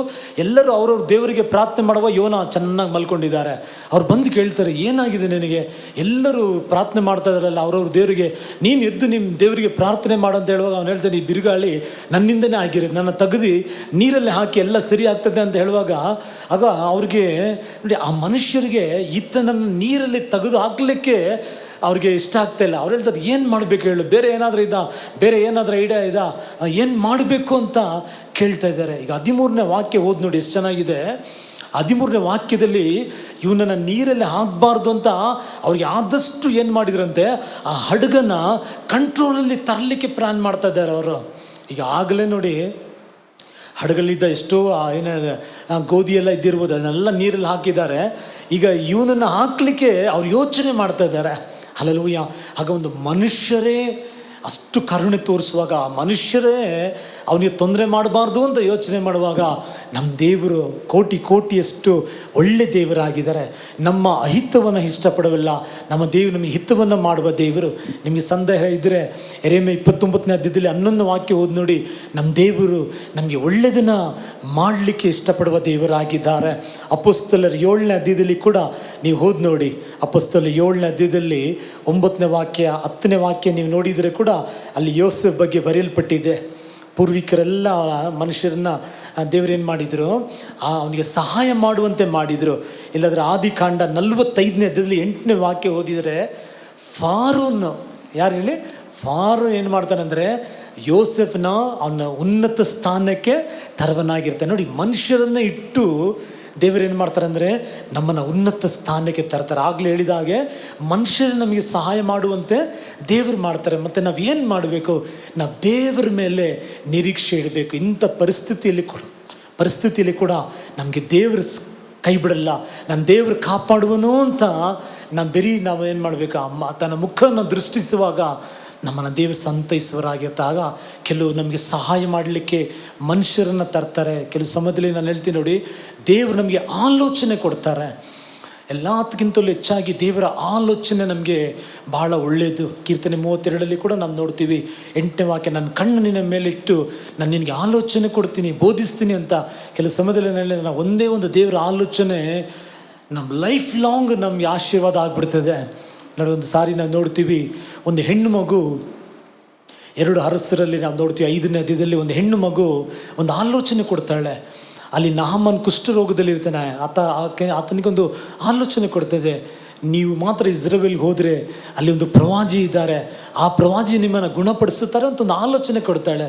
ಈ ನಾಮನ್ ಏನು ಮಾಡೋದು ಗೊತ್ತಾ, ಆಕೆ ಮಾತನ್ನು ಕೇಳಿ ಒಂದು ಮನೆ ಕೆಲಸ ಮಾಡುವ ದಾಸರಾಗಿ ಹಿಡ್ಕೊಂಬಂದಿರುವ ಒಂದು ಮನೆ ಕೆಲಸ ಮಾಡುವ ಹೆಣ್ಮಗು ಮಾತು ಕೇಳಿ ಅವನು ಹೋದ. ನಾಮನ್ ಹೋಗುವಾಗ ಏನಾಯ್ತು ಗೊತ್ತಾ, ನಾಮನ್ ಕುಷ್ಠರೋಗ ಸೌಖ್ಯವಾಗಿ ಹಿಂತಿರುಗಿ ಬಂದನು ಅಂತ. ಆಗ ಯೋಚನೆ ಮಾಡಿ ನೋಡಿ, ಒಂದು ಮನೆ ಕೆಲಸ ಮಾಡುವ ಒಂದು ಹೆಣ್ಣು ಮಗು ಹೇಳುವಾಗ, ಅದನ್ನು ಮಾಡುವಾಗ ದೇವರು ಘನಪಡಿಸುವರಾಗಿರ್ತಾರೆ. ಆಗ ನೀವು ಆತನ ಮಕ್ಕಳು, ನಾವು ನಿರೀಕ್ಷಿಸುವಾಗ ನಮ್ಮ ದೇವರು ನಮ್ಮನ್ನು ಕೈ ಬಿಡ್ತಾರೆ ಅಂತ ತಿಳ್ಕೊಂಡಿದ್ದಾರೆ. ಎಂದಿಗೂ ನಮ್ಮ ದೇವರು ಕೈ ಬಿಡೋದಿಲ್ಲ, ಕಡೆಯವರೆಗೂ ಕೂಡ ನಮ್ಮ ದೇವರು ನಡೆಸುವರಾಗಿರ್ತಾರೆ. ನೀವು ವಿಮೋಚನೆ ಕಾಂಡ 8ನೇ ಅಧ್ಯಾಯ, ವಿಮೋಚನೆ ಕಾಂಡ 9ನೇ ಅಧ್ಯಾಯ, ವಿಮೋಚನೆ ಕಾಂಡ 10ನೇ ಅಧ್ಯಾಯ ಓದಿ ಮತ್ತೆ ದೇವರು ಏನು ಮಾಡ್ತಾರೆ, 8ನೇ ಅಧ್ಯಾಯದಲ್ಲಿ ಒಂದು ಅದ್ಭುತ ಮಾಡ್ತಾರೆ. ಕಪ್ಪೆಗಳು ಬರ್ತದೆ, ಫಾರೋನ್ ಹೇಳ್ತಾನೆ ಮೋಸೆ ಹತ್ರ ಪ್ರಾರ್ಥನೆ ಮಾಡಿ ದೇವರ ಹತ್ರ ನನಗೋಸ್ಕರ ಅಂತ ಹೇಳುವಾಗ ಮೋಸೆ ಹೋಗಿ ಪ್ರಾರ್ಥನೆ ಮಾಡ್ತಾರೆ. ಮತ್ತೆ ಫಾರೋನ್ ಹೃದಯ ಕಠಿಣ ಆಗಿಬಿಡ್ತದೆ. 9ನೇ ಅಧ್ಯಾಯದಲ್ಲಿ ಮತ್ತೆ ಒಂದು ಅದ್ಭುತ ದೇವರು ಇದು ಮಾಡ್ತಾರೆ. ಮತ್ತೆ ಅವನು ಹೇಳ್ತಾನೆ ಪ್ರಾರ್ಥನೆ ಮಾಡಿದ್ದ, ಮತ್ತೆ ಪ್ರಾರ್ಥನೆ ಮಾಡ್ತಾರೆ, ದೇವರು ಪ್ರಾರ್ಥನೆ ಕೇಳ್ತಾರೆ. 10ನೇ ಅಧ್ಯಾಯದಲ್ಲಿ ಮತ್ತೆ ಪ್ರಾರ್ಥನೆ ಕೇಳ್ತಾರೆ. ಹಾಗೆ ನೋಡಿ, ಮತ್ತೆ ನಮ್ಮ ದೇವರು ಅವ್ರ ಪ್ರಾರ್ಥನೆಗಳನ್ನು ಕೇಳುವ ಒಳ್ಳೆ ದೇವರಾಗಿದ್ದಾರೆ. ಸೋತೋಗ್ಬಿಡಿ, ಧೈರ್ಯವಾಗಿರಿ. ಇವತ್ತು ನಾನು ಹೇಳ್ತೀನಿ ನೋಡಿ, ಇವತ್ತು ಅನೇಕರು ನಿದ್ರೆನೇ ಬರ್ತಾಯಿಲ್ಲ ಪಾಸ್ಟರ್ ಅಂತಾರೆ. ಕೆಲವರು ಹೇಳ್ತಾರೆ ಊಟ ಮಾಡೋಕ್ಕೇ ಮನಸ್ಸು ಬರ್ತಾಯಿಲ್ಲ ಅಂತಾರೆ. ಕೆಲವರು ಹೇಳ್ತಾರೆ ಪಾಸ್ಟರ್ ಯಾಕೋ ಒಂಥರ ಸುಸ್ತು, ಯಾವಾಗಲೂ ಒಂಥರ ಬಲಹೀನವಾಗಿದೆ ಅಂತ ಕೆಲವರು ಹೇಳ್ತಾರೆ. ಕೆಲವರು ನೋಡಿದ್ರೆ ಯಾವಾಗಲೂ ಮುಖದಲ್ಲಿ ಸಪ್ಪಗಿರ್ತಾರೆ. ಕೆಲವರಲ್ಲಿ ಸಂತೋಷನೇ ಇಲ್ಲ, ಅವ್ರ ಮಾತಲ್ಲೇ ಒಂದು ಸಂತೋಷ ಇಲ್ದಿರೋ ಪರಿಸ್ಥಿತಿಯನ್ನು ನಾನು ನೋಡ್ತಾ ಇದ್ದೀವಿ. ಇದಕ್ಕೆಲ್ಲ ಏನು ಕಾರಣ ಗೊತ್ತಾ? ನಾನು ನಿಮಗೆ ಇವತ್ತು ಸ್ವಲ್ಪ ಕಾರಣಗಳು ಹೇಳಿ ಬರೋವಾರ ಇದನ್ನು ನಾವು ಬಿಡಿಸಿ ನಾನು ನಿಮಗೆ ಎಕ್ಸ್ಪ್ಲೇನ್ ಮಾಡಲಿಕ್ಕೆ ಇಷ್ಟಪಡ್ತೀನಿ. ಈಗ ಅನೇಕರು ಇವತ್ತು ಸೋತೋಗಿರುತ್ತೆ, ಅನೇಕರು ಇವತ್ತು ಬೇಸರ ಪಡೋಕ್ಕೆ ಏನು ಕಾರಣ ಅಂತ ಹೇಳುವಾಗ ಮೊದಲನೇ ಕಾರಣ ಏನು ಗೊತ್ತಾ? ಅನೇಕರಿಗೆ ದೇವರು ವಾಗ್ದಾನ ಕೊಟ್ಟಿದ್ದಾರೆ. ವಾಗ್ದಾನ ಅನೇಕ ಪ್ರವಾದಿಗಳ ಮುಖಾಂತರ ಕೊಟ್ಟಿರ್ಬೋದು, ಇಲ್ಲ ಹೊಸ ವರ್ಷ ಸ್ಟಾರ್ಟ್ ಆಗುವಾಗ ಕಾರ್ಡ್ ಕೊಟ್ಟಿರ್ಬೋದು, ಇಲ್ಲಾಂದರೆ ಪಾಸ್ಟರ್ ನಿಮಗೆ ತಲೆ ಮೇಲೆ ಕೈ ಇಟ್ಟು ಪ್ರಾರ್ಥನೆ ಮಾಡುವಾಗ ಈ ವರ್ಷ ನಿಮ್ಮ ಮನೆ ತೊಗೊಳ್ತೀರಾ, ಈ ವರ್ಷ ನಿಮಗೆ ಮದುವೆ ಆಗ್ತದೆ, ಈ ವರ್ಷ ನಿಮಗೆ ಒಳ್ಳೇದಾಗ್ತದೆ ಅಂತ ವಾಗ್ದಾನ ಮಾಡಿರ್ಬೋದು. ಇಲ್ಲಾಂದರೆ ಸ್ಪೆಷಲ್ ಮೀಟಿಂಗ್ ನಡೆಯುವಾಗ ಯಾವುದೋ ಒಂದು ಪ್ರವಾದಿ ಬಂದಿರ್ಬೋದು, ಅವ್ರು ನಿಮಗೆ ವಾಗ್ದಾನ ಕೊಟ್ಟಿರ್ಬೋದು, ತಿಂಗಳುಗಳಾಗಿರ್ಬೋದು, ಒಂದು ವೇಳೆ ವರ್ಷನ ಆಗಿರ್ಬೋದು. ಈಗ ಆ ವಾಗ್ದಾನ ನೆರವೇರದಿರುವ ನಿಮಿತ್ತವಾಗಿ ಈಗ ಅನೇಕರು ಬಳಲಿ ಹೋಗ್ಬಿಟ್ಟಿದ್ದಾರೆ. ಇವತ್ತು ಅನೇಕರು ಏನು ತಿಳ್ಕೊಂಡಿದ್ದಾರೆ, ನಮಗೆಲ್ಲ ಒಳ್ಳೇದಾಗಲ್ಲ, ಅಷ್ಟೇ ನಮ್ಮ ಜೀವಿತ ಇಷ್ಟೇ ಅಂತ ಸೋತು ಹೋಗಿದ್ದಾರೆ. ಆ ಬುಕ್ 2ನೇ ಅಧ್ಯಾಯ ಓದಿ ನೋಡಿ, ದರ್ಶನ ತಡೆಯಾದರೂ ಕೂಡ ಅದು ನಿಶ್ಚಯವಾಗಿ ಅದು ನೆರವೇರುವುದಾಗಿರ್ತದೆ. ಅಂದರೆ ದೇವರು ಒಂದು ವಾಗ್ದಾನ ಕೊಟ್ಟಿದ್ರೆ, ನಿಮಗೆ ದೇವರು ನಿಮ್ಮ ಜೀವಿತದಲ್ಲಿ ಪ್ರವಚಿಸಿದರೆ, ಒಂದು ಸೇವಕರ ಮುಖಾಂತರ ದೇವರು ನಿಮ್ಮ ಜೊತೆ ನೇರವಾಗಿ ಮಾತಾಡಿದರೆ ಕೂಡ, ನಾನು ಹೇಳ್ತೀನಿ ನೋಡಿ, ತಾಮಸವಾದರೂ ತಡೆಯಾದರೆ ಕೂಡ ನಿಶ್ಚಯವಾಗಿ ಅದನ್ನು ದೇವರು ಮಾಡಿ ಮುಗಿಸುವರಾಗಿರ್ತಾರೆ. ಅದು ನಿಮ್ಮ ಜೀವಿತದಲ್ಲಿ ನೆರವೇರಿದ ಮುಂಚೆ ನೀವು ಸೋತೋಗ್ಬಿಡಬಾರ್ದು. ನೀವು ಯೇಸು ಸ್ವಾಮಿ ಹೇಳಿದ ಹಾಗೆ ನನ್ನ ನಂಬಿ ತಂದೆಯನ್ನು ನಂಬಿ ಅಂತ ಆತನ ಮೇಲೆ ನಿರೀಕ್ಷೆ ಇಡಿ. ಯಾರ ಏನೇ ಹೇಳಿದರೂ ಕೂಡ ನೀವು ಹೇಳಿ, ಇಲ್ಲ ಆತನ ನಾನು ನಿರೀಕ್ಷಿಸಿದ್ದೀನಿ, ನನ್ನ ಆಶೆ ಭಂಗ ಪಡೋದಿಲ್ಲ. ಆತನ ನಿರೀಕ್ಷಿಸಿದ್ದೀನಿ, ನನಗೆ ಹೊಸ ಬಲ ಸಿಗ್ತದೆ. ಆತನ ನಿರೀಕ್ಷಿಸಿದ್ದೀನಿ, ನನ್ನ ಮುಖವನ್ನು ಪ್ರಕಾಶಗೊಳಿಸುತ್ತಾರೆ ಅಂತ ನೀವು ಹಾಗೆ ನಿಂತು ನೋಡಿ. ನಾನು ಯೇಸುವಿನ ನಾಮದಲ್ಲಿ ಹೇಳ್ತೀನಿ ನೋಡಿ, ನಿಮ್ಮ ಅದ್ಭುತ ದೂರ ಇಲ್ಲ, ನಿಮ್ಮ ಅದ್ಭುತ ನಿಮ್ಮ ಸಮೀಪವಾಗಿದೆ. ಆಮೆನ್. ಇಂಥ ಪರಿಸ್ಥಿತಿಯಲ್ಲಿ ಕೂಡ ನಮ್ಮ ಒಬ್ಬೊಬ್ಬರನ್ನ ದೇವರು ಅನುಗ್ರಹಿಸಲು ದೇವರಿಂದ ಸಾಧ್ಯ. ಹಾಗೆ ಮೊದಲನೇದು ಯಾಕೆ ಇವತ್ತು ಅನೇಕರು ಸೋತೋಗಿದ್ದಾರೆ? ವಾಗ್ದಾನಗಳು ನೆರವೇರಲಿಲ್ಲ, ಅವರ ಪ್ರಾರ್ಥನೆಗಳಿಗೆ ಉತ್ತರ ಬರಲಿಲ್ಲ, ಪ್ರವಚನಗಳು ನೆರವೇರಲಿಲ್ಲ ಅಂತ. ಇಲ್ಲ, ನಿಮ್ಮ ತಕ್ಕ ಸಮಯದಲ್ಲಿ ಪ್ರಸಂಗಿ 3ನೇ ಅಧ್ಯಾಯದಲ್ಲಿ 11 ವಾಕ್ಯ ಹೇಳ್ತದೆ, ದೇವರು ತನ್ನ ಸಮಯದಲ್ಲಿ ಎಲ್ಲವನ್ನು ಚಂದವಾಗಿ ಮಾಡುವ ದೇವರಾಗಿದ್ದಾರೆ. ಲೂಕ 18ನೇ ಅಧ್ಯಾಯದಲ್ಲಿ ಅನ್ಯಾಯಗಾರನಾಗಿರುವ ಒಂದು ನ್ಯಾಯಾಧಿಪತಿ ಒಂದು ವಿಧವೆಗೆ ನ್ಯಾಯ ಕೊಡಿಸುವಾಗ ದೇವರು ಹೇಳ್ತಾರೆ, ಹಗಲು ಇರುಳು ನನಗೆ ಮೊರೆ ಇಡುವ ಎಬಿನೆಸರ್ ಸಭೆ ಮಕ್ಕಳು, ಇಲ್ಲಾಂದರೆ ಈ ಲೈವ್ ಪ್ರೋಗ್ರಾಮಲ್ಲಿ ನೋಡ್ತಾ ಇರುವ ದೇವರ ಮಕ್ಕಳಿಗೆ ನಾನು ಉತ್ತರ ಕೊಡದೇ ಇರ್ತೀನಾ? ಒಂದು ವೇಳೆ ತಡೆಯಾದರೂ ಕೂಡ ನಿಶ್ಚಯವಾಗಿ ನಾನು ಉತ್ತರವನ್ನು ಕೊಡ್ತೀನಿ, ಸದುತ್ತರ ಕೊಡ್ತೀನಿ ಅಂತಲೇ ದೇವರು ಹೇಳಿದ್ದಾರೆ. ಆ ಸದುತ್ತರ ಬರಲಿಕ್ಕಿಂತ ಮುಂಚೆ ನಿರೀಕ್ಷೆನ ಬಿಡಬೇಡಿ. ಆಮೆನ್. ದೇವರ ಒಂದೇ ಒಂದು ಮಾತು ಸಾಕು ನಮ್ಮನ್ನು ಉನ್ನತಪಡಿಸಿ ತೋರಿಸಲಿಕ್ಕೆ. ದೇವರು ಒಂದೇ ಒಂದು ಮಾತು ಹೇಳಿದರೆ ಸಾಕು. ಎರಡನೇದಾಗಿ ಏನಾಗಿದೆ ಅಂತ ಹೇಳೋ ಸಮಯದಲ್ಲಿ ಇವತ್ತು ಅನೇಕರು ಬಳಲಿ ಹೋಗ್ಲಿಕ್ಕೆ ಕಾರಣ, ಕೆಲವರು ತಮ್ಮೊಳಗಡೆನೇ ಯೋಚನೆ ಮಾಡ್ತಾರೆ. ಆ ಸಿಸ್ಟರ್ ನನ್ನ ಬಗ್ಗೆ ಏನು ಯೋಚನೆ ಮಾಡ್ತಾರೋ, ಈ ಬ್ರದರ್ ನನ್ನ ಬಗ್ಗೆ ಏನು ಯೋಚನೆ ಮಾಡ್ತಾರೋ, ಪಾಸ್ಟರ್ ಒಂದು ವೇಳೆ ನನ್ನ ಬಗ್ಗೆ ಹಂಗೆ ತಿಳ್ಕೊಂಬಿಟ್ಟಿದ್ರೆ, ಇಲ್ಲ ಹೊಡೆ ಹುಟ್ಟಿದವರು ಹಿಂಗೆ ತಿಳ್ಕೊಂಬಿಟ್ರೆ, ಈಗ ಇವರಿಗೆ ಇದೇ ಯೋಚನೆ, ಅವ್ನು ಹಿಂಗಿರ್ಬೋದಾ, ಅವ್ರು ನನ್ನ ಬಗ್ಗೆ ಹಂಗೆ ಯೋಚನೆ ಮಾಡ್ತಾ ಇರ್ಬೋದಾ, ಹಿಂಗೆ ಯೋಚನೆ ಮಾಡ್ದದ. ಈಗ ಯಾರು ಯೋಚನೆ ಮಾಡಿದ್ರೆ ನಮಗೇನು? ಈಗ ದೇವರ ವಾಕ್ಯ ಏನು ಹೇಳ್ತಿದೆ ಗೊತ್ತಾ ನಿಮಗೆ? ಯೆಶಾಯ 43ನೇ ಅಧ್ಯಾಯದಲ್ಲಿ 4ನೇ ವಾಕ್ಯ ಹೇಳ್ತಿದೆ, ಮಗಳೇ ನೀನು ನನ್ನ ದೃಷ್ಟಿಯಲ್ಲಿ ಅಮೂಲ್ಯಳು, ಮಾನ್ಯಳು, ಘನ ಹೊಂದಿದೆಯಾ ಅಂತ ದೇವರು ಹೇಳ್ತಾರೆ. ಈಗ ದೇವರ ದೃಷ್ಟಿಯಲ್ಲಿ ನೀವು ಘನ ಹೊಂದಿದೀರಾ, ಮತ್ತು ನೀವು ಯಾಕೆ ನಿಮಗೆ ಕನ್ಫ್ಯೂಸ್ ಮಾಡಿಕೊಂಡು ಅವ್ರು ಹಿಂಗೆ ನನ್ನ ಬಗ್ಗೆ ಅವ್ರು ಹಿಂಗೆ ಯೋಚನೆ ಮಾಡ್ತಾರಾ, ಇವ್ರು ಹಿಂಗೆ ಯೋಚನೆ ಮಾಡ್ತಾರಾ, ಅವ್ರು ಹಿಂಗೆ ಮಾತಾಡಿದ್ರಂತೆ, ಅವ್ರು ಹಂಗೆ ಮಾತಾಡಿದ್ರೆ. ಇವತ್ತು ಹಾಗೆಯೇ ಅನೇಕರು ಈ ಏನೋ ಸುದ್ದಿಗಳನ್ನು ಕೇಳೇ ಅವ್ರ ನಿರೀಕ್ಷಣೆ ಕಳ್ಕೊಬಿಟ್ಟಿದ್ದಾರೆ. ಹಲ್ಲೆಲೂಯಾ. ಯಾರು ಏನು ಹೇಳಿದ್ರು ಕೂಡ ಪರವಾಗಿಲ್ಲ. ನಾನು ಹೇಳ್ತೀನಿ ನೋಡಿ, ದೇವ್ರು ಏನೇನು ಗೊತ್ತಾ, ನೀವು ಬಾಲ ಅಲ್ಲ ಶಿರಸ್ಸಾಗಿರ್ತೀರ, ಮೇಲಾಗಿರ್ತೀರ. ನಿಮ್ಮ ಹೆಸರನ್ನು ದೇವರು ಪ್ರಖ್ಯಾತಿಪಡಿಸ್ತೀನಿ ಅಂತ ಆದಿಕಾಂಡ 12:2 ವಾಗ್ದಾನ ಮಾಡಿದ್ದಾರೆ. ನೀವು ಅನೇಕ ಕೊಡ್ತೀರಾ, ನೀವು ಉನ್ನತವಾಗಿರ್ತೀರಾ. ಧರ್ಮೋಪದೇಶ ಕಾಂಡ 28:2 ಭೂಮಿಯಲ್ಲಿರುವ ಎಲ್ಲರಿಗಿಂತಲೂ ನಿಮ್ಮನ್ನು ಉನ್ನತವಾಗಿಡ್ತೀನಿ ಅಂತ ಹೇಳಿದ್ದಾರೆ. ಜೆಫನ್ಯ 3:27 ಕೀರ್ತಿಗೂ ಸ್ತೋತ್ರಕ್ಕೆ ದೇವರು ಗುರಿ ಮಾಡ್ತೀನಿ ಅಂತ ಹೇಳಿದ್ದಾರೆ. ಧರ್ಮೋಪದೇಶ ಕಾಂಡ 26ನೇ ಅಧ್ಯಾಯದಲ್ಲಿ 18-19ನೇ ವಾಕ್ಯದಲ್ಲಿ ಘನ ಕೀರ್ತಿ ಮಹಿಮೆ ಕೊಡ್ತೀನಿ ಅಂತ ದೇವರು ವಾಗ್ದಾನ ಮಾಡಿದ್ದಾರೆ. ನನ್ನನ್ನು ಬಿಟ್ಟು ಅಗಲುವುದಿಲ್ಲ, ಕೈ ಬಿಡುವುದಿಲ್ಲ ಅಂತ ಇಬ್ರಾಯರ್ 13ನೇ ಅಧ್ಯಾಯದಲ್ಲಿ 5ನೇ ವಾಕ್ಯದಲ್ಲಿ ದೇವರು ವಾಗ್ದಾನ ಮಾಡಿದ್ದಾರೆ. ಯೋಶುವ 1ನೇ ಅಧ್ಯಾಯದಲ್ಲಿ 5ನೇ ವಾಕ್ಯ 9ನೇ ವಾಕ್ಯದಲ್ಲಿ ನನ್ನ ತೊರೆಯುವುದಿಲ್ಲ, ನಾನು ಕೈ ಬಿಡುವುದಿಲ್ಲ, ಮೋಸ ಸಂಗಡ ಇದ್ದ ಹಾಗೆ ನಾನು ನಿನ್ನ ಸಂಗಡ ಇರ್ತೀನಿ ಅಂತ ದೇವರು ವಾಗ್ದಾನ ಮಾಡಿದ್ದಾರೆ. ಈಗ ದೇವರು ನಮ್ಮ ಜೊತೆ ಇದ್ದಾರೆ. ಯೋಹನ 1ನೇ ಅಧ್ಯಾಯದಲ್ಲಿ 12ನೇ ವಾಕ್ಯ ಹೇಳ್ತದೆ, ಯಾರ್ಯಾರು ಆತನ ನಾಮದಲ್ಲಿ ನಾಮನ್ನು ಅಂಗೀಕರಿಸಿದ್ರು, ಆತನ ಹೆಸರಲ್ಲಿ ನಂಬಿಕೆ ಇಟ್ಟರು, ಯಾರ್ಯಾರು ಆತನ ಅಂಗೀಕರಿಸಿ ಆತನ ಹೆಸರಲ್ಲಿ ನಂಬಿಕೆ ಇಟ್ಟರು ಅವರಿಗೆ ದೇವರ ಮಕ್ಕಳಾಗುವ ಅಧಿಕಾರವನ್ನು ಕೊಟ್ಟಿದ್ದಾರೆ. ಇವತ್ತು ನಾವು ಯೇಸುವನ್ನು ಅಂಗೀಕರಿಸಿದ್ದೀವಿ ಅಲ್ವಾ, ನಾವು ಯೇಸು ಸ್ವಾಮಿನ ಹೃದಯದಲ್ಲಿ ಬರಮಾಡಿದ್ದೇವಲ್ಲ, ಮತ್ತು ನಾವು ಅವರ ಮಕ್ಕಳಾಗಿದ್ದೀವಿ. ಅಪ್ಪ ಅಂತ ಕರೆಯುವ ಅಧಿಕಾರವನ್ನು ದೇವರು ಕೊಟ್ಟಿದ್ದಾರೆ. ದೇವರ ಆತ್ಮದಿಂದ ನಾವು ನಡೆಸಲ್ಪಡುವರಾಗಿದ್ದೀವಿ. ಯೋಹನ 2ನೇ ಅಧ್ಯಾಯದಲ್ಲಿ 20ನೇ ವಾಕ್ಯ 27ನೇ ವಾಕ್ಯ ಹೇಳ್ತಿದೆ, ಅಭಿಷೇಕ ನಮ್ಮ ಮೇಲೆ ಇದೆ. ಈಗ ಇಷ್ಟು ದೇವರು ವಾಗ್ದಾನ ಮಾಡಿ ಮತ್ತೆ ನೀವು ಯಾಕೆ ನಿಮ್ಮನ್ನೇ ಹಾಕ್ಕೊಂಡು ಅವ್ರೇನು ತಿಳ್ಕೊಳ್ತಾರೋ, ಇವ್ರೇನು ತಿಳ್ಕೊಳ್ತಾರೋ, ಅವ್ರೇನು ಮಾತಾಡ್ತಾರೋ ಅಂತ ಹಾಗೆ ನೀವೇ ಯೋಚನೆ ಮಾಡಿ ಯಾಕೆ ಬಳಲಿ ಹೋಗ್ತಾ ಇದ್ದೀರಾ ಅಂತ ನನಗೆ ಗೊತ್ತಾಗ್ತಾ ಇಲ್ಲ. ಆ ನಿರೀಕ್ಷೆ ಇಲ್ದಂಗೆ ಆ ಕೀರ್ತನೆಗಾರನು ಕೂಡ ಹಾಗೆ ಹೇಳ್ತಾರೆ, ನನ್ನ ಮನವೇ ಯಾಕೆ, ಕೀರ್ತನೆ 42ನೇ ಕೀರ್ತನೆಯಲ್ಲಿ 5ನೇ ವಾಕ್ಯ 11ನೇ ವಾಕ್ಯ ಹೋದ್ ನೋಡಿ, ನನ್ನ ಮನವೇ ನೀನು ಯಾಕೆ ಕುಂದಿ ಹೋಗ್ತಾ ಇದೀಯಾ, ಯಾಕೆ ನೀನು ನಿರಾಶೆ ಪಡ್ತೀಯಾ, ಯೆಹೋವನಲ್ಲಿ ನಿರೀಕ್ಷೆ ಇಡು, ಯೆಹೋವನಲ್ಲಿ ಭರವಸೆ ಇಡು ಅಂತ ಕೀರ್ತನೆಗಾರನ ಮಾತಾಡೋದನ್ನು ನಾವು ನೋಡ್ತೀವಿ. ಇವತ್ತು ಅನೇಕರು ಹಾಗೇನೆ ತಮ್ಮಲ್ಲೇ ಕುಗ್ಬಿಟ್ಟಿದ್ದಾರೆ, ತಮ್ಮಲ್ಲೇ ಆ ನಿರೀಕ್ಷೆ ಕಳ್ಕೊಬಿಟ್ಟಿದ್ದಾರೆ. ಏನು ಎಲ್ಲ ಮುಗಿದೋಗ್ಬಿಟ್ಟ ಹಾಗೆ, ಏನು ಮುಗಲಿಲ್ಲ. ಹಲ್ಲೆಲೂಯಾ. ಎಲೀಷ ಕಾಲದಲ್ಲಿ ಕ್ಷಾಮ ಇತ್ತು. ಎಲೀಷ ಹೇಳಿದರು ಒಂದೇ ಒಂದು ದಿವಸದಲ್ಲಿ ದೇವರು ಬದಲಾಯಿಸ್ತಾರೆ ಅಂತ. ಅಲ್ಲಿದ್ದ ಅಧಿಕಾರಿ ಹೇಳಿದ, ಇದು ಸಂಭವಿಸೋದೇ ಇಲ್ಲ, ಆಗೋದೇ ಇಲ್ಲ, ದೇವರು ಆಕಾಶ ತೆರೆದರೂ ಆಗಲ್ಲ ಅಂತ. ಆದರೆ ಮಾರನೇ ದಿವಸ ಅದು ನಡೀತಿದೆ, ನೀನು ನೋಡ್ತೀಯ, ಆದರೆ ನೀನು ಅದನ್ನು ಅನುಭವಿಸೋದಿಲ್ಲ ಅಂತ 2 ಅರಸರಲ್ಲಿ ಎಲೀಷ ಹೇಳ್ತಾರೆ, ಅದೇ ರೀತಿಯಲ್ಲಿ ಮಾರನೇ ದಿವಸ ಶ್ಯಾಮ ಎಲ್ಲ ಹೋಯಿತು, ಆದರೆ ಅದನ್ನು ಅಧಿಕಾರಿ ನೋಡಿದ, ಅವನು ತಿನ್ನಲಿಕ್ಕಾಗಲಿಲ್ಲ, ಅವನ ಜನಗಳು ತುಳಿದು ಬಿಟ್ರು ಅಂತ ನೋಡ್ತೀವಿ. ಅಂದರೆ ಒಂದೇ ಒಂದು ದಿವಸದಲ್ಲಿ ಶ್ಯಾಮ ಬದಲಾಯಿಸಲಿಕ್ಕೆ ಸಾಧ್ಯ. ಅಂದರೆ ಈ ವರ್ಷ ಇನ್ನೂ 6 ತಿಂಗಳಿದೆ.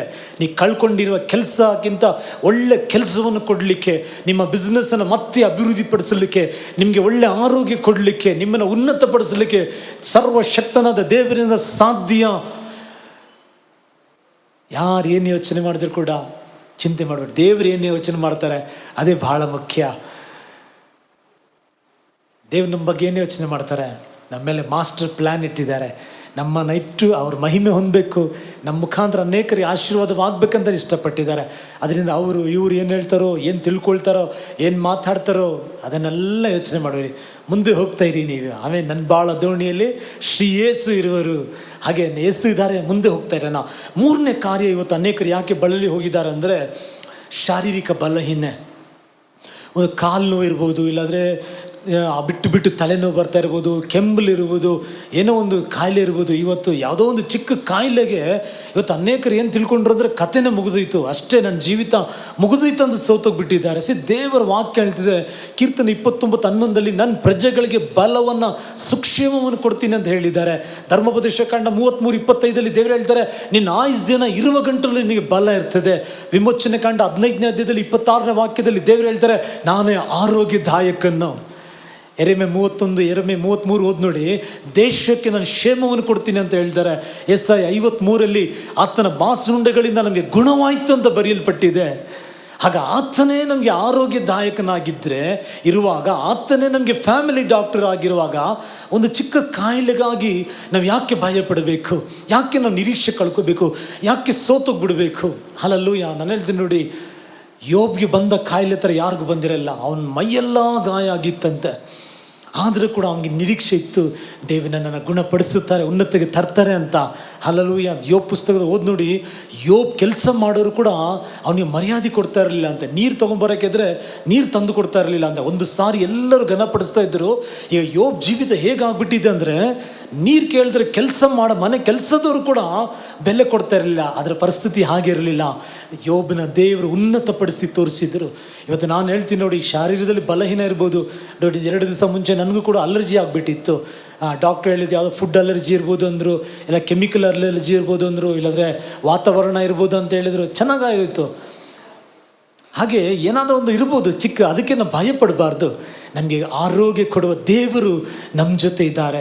ಇವತ್ತು ಹಾಗೇನೆ ಕೆಲವರು ಏನು ಮಾಡ್ತಾರೆ, ಎಲ್ಲರಿಗೂ ಕಾಯಿಲೆ ಬಂದುಬಿಟ್ಟಿದೆ ಅಂತ ನಮಗೂ ಬಂದುಬಿಡ್ತದ ಅಂತ ಸೋತೋಗ್ಬಿಟ್ಟಿದೆ. ಬರೋದಿಲ್ಲ ಅದು. ಯಾರ ಮನೆ ಬಾಗಿಲಲ್ಲಿ ರಕ್ತವಿತ್ತು, ಸಂಹಾರ ದೂತನ ದಾಟಿ ಹೋದನು. ನಮ್ಮ ಮನೆಗಳ ಮೇಲೆ ಯೇಸುವಿನ ರಕ್ತವನ್ನು ಹಚ್ಚಿದ್ದೀವಿ ನಾವು. ನಮ್ಮ ಮೇಲೆಲ್ಲ ಯೇಸುವಿನ ರಕ್ತ ಹಚ್ಚಿಕೊಂಡಿರೋದ್ರಿಂದ ಯೇಸುವಿನ ರಕ್ತ ನಮ್ಮನ್ನು ಕಾಯುವುದಾಗಿರ್ತದೆ, ನಮ್ಮನ್ನು ಬಲಪಡಿಸುವುದಾಗಿರ್ತದೆ. ಅದರಿಂದ ನೀವು ಸೋತೋಗ್ಬೇಡಿ. ನಿಮ್ಮಿಂದ ಆದಷ್ಟು ನೀವು ಏನೆಲ್ಲ ಸರ್ಕಾರ ಹೇಳಿದೆ ಅದನ್ನು ನೀವು ಮಾಡಿ. ನೀವು ಮಾಸ್ಕ್ ಹಾಕಬೇಕು, ಹ್ಯಾಂಡ್ಸ್ ಅದೆಲ್ಲ ಮಾಡಿ. ಆದರೆ ನಮ್ಮನ್ನು ಕಾಯುವ ದೇವರಿದ್ದಾರೆ. ಗಂಟಲು ನೋವು ಬಂತು, ತಲೆನೋವು ಬಂತು, ಅದಕ್ಕಾಗಿ ಏನೋ ಆಗ್ಬಿಡ್ತಾ ಅಂತ ಸೋತೋಗ್ಬಿಡ್ತು ನಾವು. ಇವತ್ತು ಅನೇಕರು ನಿರೀಕ್ಷೆ ಕಳ್ಕೊಂಡವರಾಗಿದ್ದಾರೆ. ಸಂತೋಷ ಇಲ್ಲ, ನಿದ್ರೆ ಬರ್ತಾ ಇಲ್ಲ, ಊಟ ಮಾಡ್ತಾ ಇಲ್ಲ. ಇವತ್ತು ಮನೇಲಿ ಒಬ್ಬರ ಜೊತೆ ನಗ್ನಗ್ತಾ ಮಾತಾಡ್ತಾ ಇಲ್ಲ. ಏನು ಕಾರಣ ಗೊತ್ತಾ? ಏನಾದರೂ ಆಗ್ಬಿಡ್ತದ ಅಂತ ಇವರೇ ಯೋಚನೆ ಮಾಡ್ತಾ ಇರೋದು. ಏನೂ ಆಗಲ್ಲ. ಕೀರ್ತನೆ 91 ಕಡೆ ವಾಕ್ಯ ಓದಿ ನೋಡಿ, ದೀರ್ಘ ಆಯುಸ್ಸನ್ನು ಕೊಡ್ತೀನಿ ಅಂತ ದೇವರು ಹೇಳಿದ್ದಾರೆ. ಅವರನ್ನು ಸುಳ್ಳು ಹೇಳುವ ದೇವರ ಇಲ್ಲ. ನಮ್ಮ ದೇವರು ನಮಗೆ ದೀರ್ಘ ಆಯುಸ್ಸನ್ನು ಕೊಡುವ ದೇವರು, ಹದ್ದಿಗೆ ಬರುವಂಥ ಯೌವನವನ್ನು ಬರಮಾಡುವ ದೇವರು, ಜಿಂಕೆ ಕಾಲುಗಳಿಂದ ನಮ್ಮನ್ನು ಮಾರ್ಪಡಿಸುವ ದೇವರು. ದೇವರು ನಮ್ಮ ಪಕ್ಷದಲ್ಲಿರುವಾಗ ಯಾವ ಕಾಯಿಲೆ, ಯಾವ ಮನುಷ್ಯನು ನಮ್ಮನ್ನು ಎದುರಿಸಿ ನಿಲ್ಲಕ್ಕೆ ಸಾಧ್ಯ? ಆಮೆನ್. ದೇವರು ನಮ್ಮ ಪಕ್ಷದಲ್ಲಿದ್ದಾರೆ. ಹಾಗಾಗಿ ಇವತ್ತು ಅನೇಕರು ಈ ಕಾಯಿಲೆ ಬಲಹೀನ ನಿಮಿತ್ತವಾಗಿ ಸೋತೋಗಿದ್ದಾರೆ. ಏನಿಲ್ಲ, ನಿಮ್ಮ ಶರೀರದಲ್ಲಿ ಯೇಸುವಿನ ನಾಮದಲ್ಲಿ ಹೇಳ್ದಲ್ಲ, ಒಂದು ವೇಳೆ ಯಾವುದೋ ಅಂಗಗಳು ಬಾಧೆ ಪಟ್ಟಿದ್ರೆ ಅದು ಯೇಸುವಿನ ನಾಮದಲ್ಲಿ ಅದು ಹೊಸ ದೇವರೇ ಅಂಗಗಳಾಗಿ ಮಾರ್ಪಡಲಿ ದೇವರೇ. ಕಿಡ್ನಿ, ಲಿವರು ದೇವರ, ಹಾರ್ಟ್ ಪ್ರಾಬ್ಲಮ್ ಏನೇ ಇದ್ದರೆ ಕೂಡ ಎಲ್ಲ ಯೇಸುವಿನ ನಾಮದಲ್ಲಿ ಹೊಸ ಸೌಖ್ಯ ಹೊಂದಿಕೊಳ್ಳಲಿ ದೇವರೇ. ಜೀವ ಉಂಟಾಗಲಿ, ಪುನರುತ್ಥಾನ ಉಂಟಾಗಲಿ ದೇವರೇ. ಎಲ್ಲ ಜೋಳ್ವಿಕೆ ಎಲ್ಲ ದೇವರಪ್ಪ, ಸೋತೋಗಿರೋ ಪರಿಸ್ಥಿತಿಗಳು ಬದಲಾಯಿಸು ದೇವರಪ್ಪ. ನಿನ್ನ ಹಸ್ತ ಮುಟ್ಟಿ ಗುಣಪಡಿಸಲಿ ದೇವರಪ್ಪ. ಆಮೆನ್. ಭಯಪಡಬೇಡಿ. 3ನೇದು, ಅನೇಕರು ಯಾವುದೋ ಶಾರೀರಿಕ ಬಲಹೀನದಿಂದ ಇವತ್ತು ಸೋತೋಗ್ಬಿಟ್ಟಿದ್ದಾರೆ ಇವತ್ತು. 4ನೇದು, ಕೆಲವರು ಸೈತಾನ ಸುಳ್ಳಿಗೆ ಸೋತೋಗ್ಬಿಟ್ಟಿದ್ದಾರೆ. ಸೈತಾನ್ನ ಬಗ್ಗೆ ದೇವ್ರ ವಾಕ್ಯ ಹೇಳ್ತಿದೆ. ಯೋಹನ 8ನೇ ಅಧ್ಯಾಯ ಓದಿ ನೋಡಿ. ಅವನು ಸೈತಾನ್ ಬಂದು ಸುಳ್ಳಿಗೆ ತಂದೆಯಾಗಿದ್ದಾನೆ. ಮಾತೃಭಾಷೆ ಅಂತೀವಿ ಇಲ್ವೇ ನಾವು ಇಂಗ್ಲೀಷಲ್ಲಿ, ಮದರ್ ಟಂಗ್ ಅಂತೀವಿಲ್ಲ. ಕೆಲವರಿಗೆ ತಮಿಳ್, ಕೆಲವರಿಗೆ ಕನ್ನಡ, ಕೆಲವರಿಗೆ ತೆಲುಗು ಮದರ್ ಟಂಗ್. ಸೈತಾನ್ ಮದರ್ ಟಂಗ್ ಏನು ಗೊತ್ತಾ? ಸೈತಾನ್ ಮದರ್ ಟಂಗ್ ಸುಳ್ಳು ಹೇಳೋದು. ಅವನು ಆದಿಯಿಂದಲೇ ಸುಳ್ಳು ಹೇಳಿದ್ದಾನೆ. ಅವನ ಜೀವಿತ ಕಾಲೆಲ್ಲನೇ ಸುಳ್ಳು ಹೇಳೋದು. ಈಗ ಅವನೇನು ಮಾಡ್ದಾನೆ ಅಂದರೆ ಕೆಲವರಿಗೆ ಬಂದು ಸುಮ್ಮನೆ ಅವನ ಮನಸ್ಸಲ್ಲಿ ಏನು ಮಾಡ್ದಾನೆ, ಸುಳ್ಳು ಹೇಳ್ಬಿಟ್ಟಿದ್ದಾನೆ. ನಿನಗೆ ಕೆಲಸ ಹೋಗ್ಬಿಡ್ತಿದೆ, ನಿನಗೆ ಸಾಲದಿಂದ ನೀನು ಆಚೆ ಬರೋದಿಲ್ಲ, ನಿನ್ನ ಮದುವೆ ಆಗಲ್ಲ, ಮಕ್ಕಳಾಗೋದಿಲ್ಲ, ನಿನಗೆ ಒಳ್ಳೇದಾಗಲ್ಲ, ನೀನು ಪಾಸ್ ಆಗಲ್ಲ, ನಿನ್ನ ಕೆಲಸ ಸಿಕ್ಕೋದಿಲ್ಲ, ಏನೆಲ್ಲ ಸುಳ್ಳು ಹೇಳಿದ್ದಾನೆ. ಈ ಎಲ್ಲ ಸುಳ್ಳು ನಂಬ್ಕೊಂಡ್ಬಿಟ್ಟಿದ್ದಾರೆ. ಈ ಸುಳ್ಳು ನಂಬ್ಕೊಂಡ್ಬಿಟ್ಟು ಅರ್ಧ ಜನ ಎಲ್ಲ ಬೇಸರ ಪಟ್ಬಿಟ್ಟಿದ್ದಾರೆ. ಈಗ ಸೈತಾನು ನಿಮ್ಮನ್ನು ಏಮಾರಿಸ್ಲಿಕ್ಕೆ ಅವನು ಏನು ಮಾಡೋದಿಲ್ಲ. ಅವನು ದೊಡ್ಡ ಕಪ್ಪು ಬಣ್ಣ ಹಾಕ್ಕೊಂಡು ಹಂಗೆಲ್ಲ ಬರೋದಿಲ್ಲ. ಅವನು ಮನುಷ್ಯರನ್ನ ಉಪಯೋಗಿಸ್ಕೊಳ್ತಾನೆ. ಕೆಲಸ ಮಾಡೋ ಸ್ಥಳದಲ್ಲೇ ಉಪಯೋಗಿಸ್ಕೊಬಿಡ್ತಾನೆ, ಇಲ್ಲ ಮನೆಯವರೇ ಉಪಯೋಗಿಸ್ಕೊಬಿಡ್ತಾನೆ. ಯಾರು ಬೇಕಾದ್ರೆ ಆ ಮನುಷ್ಯರನ್ನ ಉಪಯೋಗಿಸ್ಕೊಂಡೇ ನಿಮ್ಮನ್ನು ಕುಗ್ಗುವಂತೆ ಮಾಡಿಬಿಡ್ತಾನೆ. ಸೈತನ ಒಂದು ಸುಳ್ಳಿಗೆ ನೀವು ಸ್ಥಳನೇ ಕೊಡಬೇಡಿ. ಆ ಥರ ಅವನೇನೋ ಬಂದು ನಿನಗೆ ಹಂಗಾಗಲ್ಲ, ಹಿಂಗಾಗಲ್ಲ, ಒಳ್ಳೇದಾಗಲ್ಲ ಅಂದರೆ ಎರೆಮೆ 29:11 ಅವನಿಗೆ ತೆಗೆದು ತೋರಿಸಿ. ನನ್ನ ಮೇಲೆ ದೇವರು ಒಳ್ಳೆ ಪ್ಲ್ಯಾನ್ ಇಟ್ಟಿದ್ದಾರೆ, ಸಮಯ ಬರುವಾಗ ಆ ಪ್ಲ್ಯಾನನ್ನು ಮುಗಿಸ್ತಾರೆ, ನೀನು ಯೋಚನೆ ಮಾಡಬೇಡ, ನೀನು ದಾರಿ ನೋಡಂತ ಹಾಗೆ ಓಡಿಸ್ಬೇಕು. ನೀವು ಸೈತಾನನ್ನು ಎದುರಿಸ್ತೀನಿಲ್ಲಿ, ಅವಾಗ ಅವ್ನು ನಿಮ್ಮನ್ನು ಬಿಟ್ಟು ಓಡ್ತಾನೆ. ಇಲ್ಲ ಅವ್ನು ಏನೇನೋ ಕಸ ತಂದು ಹಾಕುವಾಗ ಎಲ್ಲ ಮನಸ್ಸಲ್ಲಿ ಹಚ್ಕೊಂಡ್ಬಿಟ್ರೆ ಏನಾಗ್ತೋ ಗೊತ್ತಾ? ಸೋತೋಗ್ಬಿಡ್ತೀವಿ, ನಿರೀಕ್ಷೆ ಕಳ್ಕೊಬಿಡ್ತೀವಿ. ಆತ್ಮಹತ್ಯೆ ಯಾಕೆ ಮಾಡ್ತಾರೆ ಗೊತ್ತಾ? ಇವತ್ತು ಜನಗಳು ನಿರೀಕ್ಷೆ ಕಳ್ಕೊಬಿಟ್ರು. ಇಂಗ್ಲೀಷಲ್ಲಿ ಹೋಪ್ ಅಂತ ಇರ್ತದೆ. ಯೇಸು ಸ್ವಾಮಿಗೆ ಒಂದು ಹೆಸರು ಏನು ಗೊತ್ತಾ? Is the hope of glory. ನಿರೀಕ್ಷೆಯ ದೇವರಾಗಿದ್ದಾರೆ. ಬರವಾರ ನಿಮಗೆ ಆ ವಾಕ್ಯಗಳೆಲ್ಲ ಎತ್ತು ನಾನು ತೋರಿಸೋನಾಗಿದ್ದೀನಿ. ಆ ಯೇಸು ಇವತ್ತು ನಮ್ಮ ಜೊತೆ ಇದ್ದಾರೆ. ಆ ಸಮಾಜಕ್ಕೆ ಬೇಡದೇ ಇರುವ ಸಮಾರ್ಯ ಸ್ತ್ರೀಯನ್ನು ಇವಾಂಜಲಿಸ್ಟ್ ಆಗಿ ಮಾಡಿ ಆಕೆಯನ್ನು ಆಶೀರ್ವಾದ ಮಾಡಿದ ದೇವರು ನಮ್ಮ ಜೊತೆ ಇದ್ದಾರೆ. ಆಗ ಒಂದು ಪಾಪದ ಜೀವಿತ ಜೀವಿಸ್ತಾ ಇರುವ ಸಮಾರ್ಯ ಸ್ತ್ರೀಗೆ ದೇವರು ಅಷ್ಟೊಂದು ಮಾಡುವಾಗ, ಯೇಸುವಿನ ರಕ್ತದಲ್ಲಿ ತೊಳೆಯಲ್ಪಟ್ಟಿರುವ ನನಗೂ ನಿಮಗೂ ಅದಕ್ಕಿಂತ 1000 ಪಟ್ಟು ನಮ್ಮ ದೇವರು ಮಾಡಲಿಕ್ಕೆ ಸಮರ್ಥನಾಗಿರುವ ದೇವರು. ಅದರಿಂದ ಸೈತಾನ ಯಾವುದು ಸುಳ್ಳಿಗೆ ಸ್ಥಳ ಕೊಡಬೇಡಿ, ಅವನ ಎದುರಿಸಿ ನಿಲ್ಲಿ ನೀವು. ಈಗ ನೆಕ್ಸ್ಟ್ ನಾವು ನೋಡ್ತೀವಿ, ಇವತ್ತು ಅನೇಕರು ಬಳಲಿ ಹೋಗಲಿಕ್ಕೆ ಕಾರಣ ಏನಂದರೆ ಅಪನಂಬಿಕೆ. ಎಲ್ಲದಕ್ಕೂ ಸಂದೇಹ ಪಡೋದು. ನಾನು ಹೇಳ್ತೀನಿ ನೋಡಿ, ನೀವು ಏನು ಸಂದೇಹ ಪಡ್ತೀರೋ, ದೇವರ ವಾಕ್ಯವನ್ನು ಸಂದೇಹ ಪಡಬೇಡಿ. ದೇವರು ಒಂದು ಮಾತನ್ನು ಮಾತಾಡುವಾಗ, ದೇವರು ಒಂದು ವಾಗ್ದಾನ ಕೊಟ್ಟರೆ ಅದನ್ನು ನೆರವೇರಿಸುವ ದೇವರು. ಆಕಾಶ ಭೂಮಿ ಅಳಿದು ಹೋಗ್ಬಿಡ್ತದೆ, ದೇವರ ವಾಕ್ಯ ಎಂದಿಗೂ ಅಳಿಯೋದು. ಮತ್ತಾಯ 24:35. ಕೀರ್ತನೆ 119 ಆತನ ವಾಕ್ಯ ನಿತ್ಯವಾಗಿ ಪರಲೋಕದಲ್ಲಿ ತಂಗಿದೆ ಅಂತ ಬರೆಯಲ್ಪಟ್ಟಿದೆ. ಒಣಗೋಗ್ಬಿಡ್ತದೆ, ಹುಲ್ಲು ಒಣಗೋಗ್ಬಿಡ್ತದೆ. ದೇವರ ವಾಕ್ಯ ಎಂದಿಗೂ ಬೀಳೋದಿಲ್ಲ, ಎಂದಿಗೂ ಒಣಗೋಗಲ್ಲ. ದೇವರ ವಾಕ್ಯ ಸಜೀವವಾದದ್ದು, ಹಿಬ್ಬಾಯಿ ಕತ್ತಿ. ದೇವರ ವಾಕ್ಯ ಬೆಳಕು, ದೇವರ ವಾಕ್ಯ ಜೀವ. ಆಮೆನ್. ಹಾಗಿರುವ ಸಮಯದಲ್ಲಿ ಯಾವತ್ತೂ ಕೂಡ ದೇವರ ವಾಕ್ಯವನ್ನು ಸಂದೇಹನ ಪಡಬೇಡಿ. ಇವತ್ತು ಸಂದೇಹ ಅನೇಕರಿಗೆ, ಮಕ್ಕಳು ಏನಾಗ್ಬಿಡ್ತದ್ದು, ಮಕ್ಕಳೇನಾದರೆ ಹಂಗಾಗ್ಬಿಟ್ರೆ ಹಿಂಗಾಗ್ಬಿಟ್ರೆ, ಅವರು ಇಲ್ಲದ್ರೆ ಹೆಂಡತಿ ಇದಾಗ್ಬಿಟ್ರೆ, ಕುಟುಂಬ ಮುರಿದೋಗ್ಬಿಟ್ರೆ, ಏನೇನೋ ಸಂದೇಹ ಅವ್ರಿಗೆ, ಏನೇನೋ ಸಂದೇಹ. ನೋಡಿ, ಈ ಸಂದೇಹ ಇರೋರು ಏನು ಹೊಂದ್ಕೊಳ್ಳೋಕ್ಕಾಗಲ್ಲ. ಯಾಕೋ 1ನೇ 6ನೇ ವಾಕ್ಯ 7ನೇ ವಾಕ್ಯ ಓದಿ. ಈ ಸಂದೇಹ ಪಡೋರು ಏನು ಗೊತ್ತಾ? ಅಲೆಗಳು ನೋಡಿದಿರಲ್ಲ, ಅಲೆ ಹೊಡಿತದೆ, ಸೈಲೆಂಟ್ ಆಗ್ತದೆ, ಮತ್ತೆ ಅಲೆ ಹೊಡಿತದೆ, ಮತ್ತೆ ಸೈಲೆಂಟ್ ಆಗಿದೆ. ಹಾಗೆ ದೇವ್ರು ಏನು ಹೇಳ್ತಾರೆ ಅಂದರೆ, ಅದರ ಹಾಗೆ ಏನು ಹೊಂದ್ಕೊಳ್ಳೋಕ್ಕಾಗಲ್ಲ.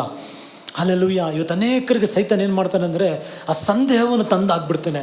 ಗಂಡನ ಮೇಲೆ, ಹೆಂಡತಿ ಮೇಲೆ, ಮಕ್ಕಳ ಮೇಲೆ, ಇದ್ರ ಮೇಲೆ ಆ ಸಂದೇಹವನ್ನು ಇರೋದ್ರಿಂದಲೇ ಅನೇಕರು ಬಳಲಿ ಹೋಗಿದ್ದಾರೆ. ಈ ಸಂದೇಹವನ್ನು ಫಸ್ಟ್ ನಿಮ್ಮ ಮನಸ್ಸಿನಿಂದ ಆಚೆ ಮಾಡಿ. ಈ ಸಂದೇಹನ ಹೇಗೆ ದೂರ ಮಾಡೋ ಗೊತ್ತಾ? ದೇವರ ವಾಕ್ಯಗಳನ್ನು, ಒಳ್ಳೆ ವಾಕ್ಯಗಳನ್ನ ಅರಿಕೆ ಮಾಡಿ.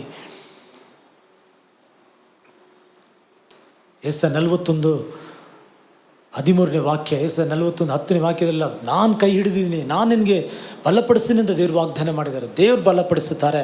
ನೆಕ್ಸ್ಟ್ ನಾವು ನೋಡ್ತೀವಿ, ಅನೇಕರು ಸೋತೋಗ್ಲಿಕ್ಕೆ ಕಾರಣ ಏನಂದರೆ, ಎಲ್ಲಿಯನ ನಾವು ನೋಡ್ತೀವಿ. ಎಲ್ಲಿಯ ಜೀವಿತದಲ್ಲಿ ಒಂದು ಸಾರಿ ಏನಾಯ್ತಂದರೆ, ಎಲ್ಲಿಯ ಒಂದು ಅರಸರು 18ನೇ ಅಧ್ಯಾಯ ಓದಿ ನೋಡಿ, 18-19 ವಾಕ್ಯ. ಒಂದು ದಿವಸ ಅಲ್ಲಿ ಎಲ್ಲಿಯ ಈ ಬಾಲ್ ಪ್ರವಾದಿಗಳ ಮುಂದೆ ಒಂದು ಬಲಿಪೀಠ ಕಟ್ಟಿದ್ರು. ಬಲಿಪೀಠ ಕಟ್ಟು ಪ್ರಾರ್ಥನೆ ಮಾಡಿದರು. ಅಗ್ನಿ ಬಂದು ಇಳೀತು. ಅಗ್ನಿ ಬಂದು ಇಳಿದ ತಕ್ಷಣವೇ ಆ ಬಲಿ ಅಂಗೀಕರಿಸಲ್ಪಟ್ಟಿತ್ತು.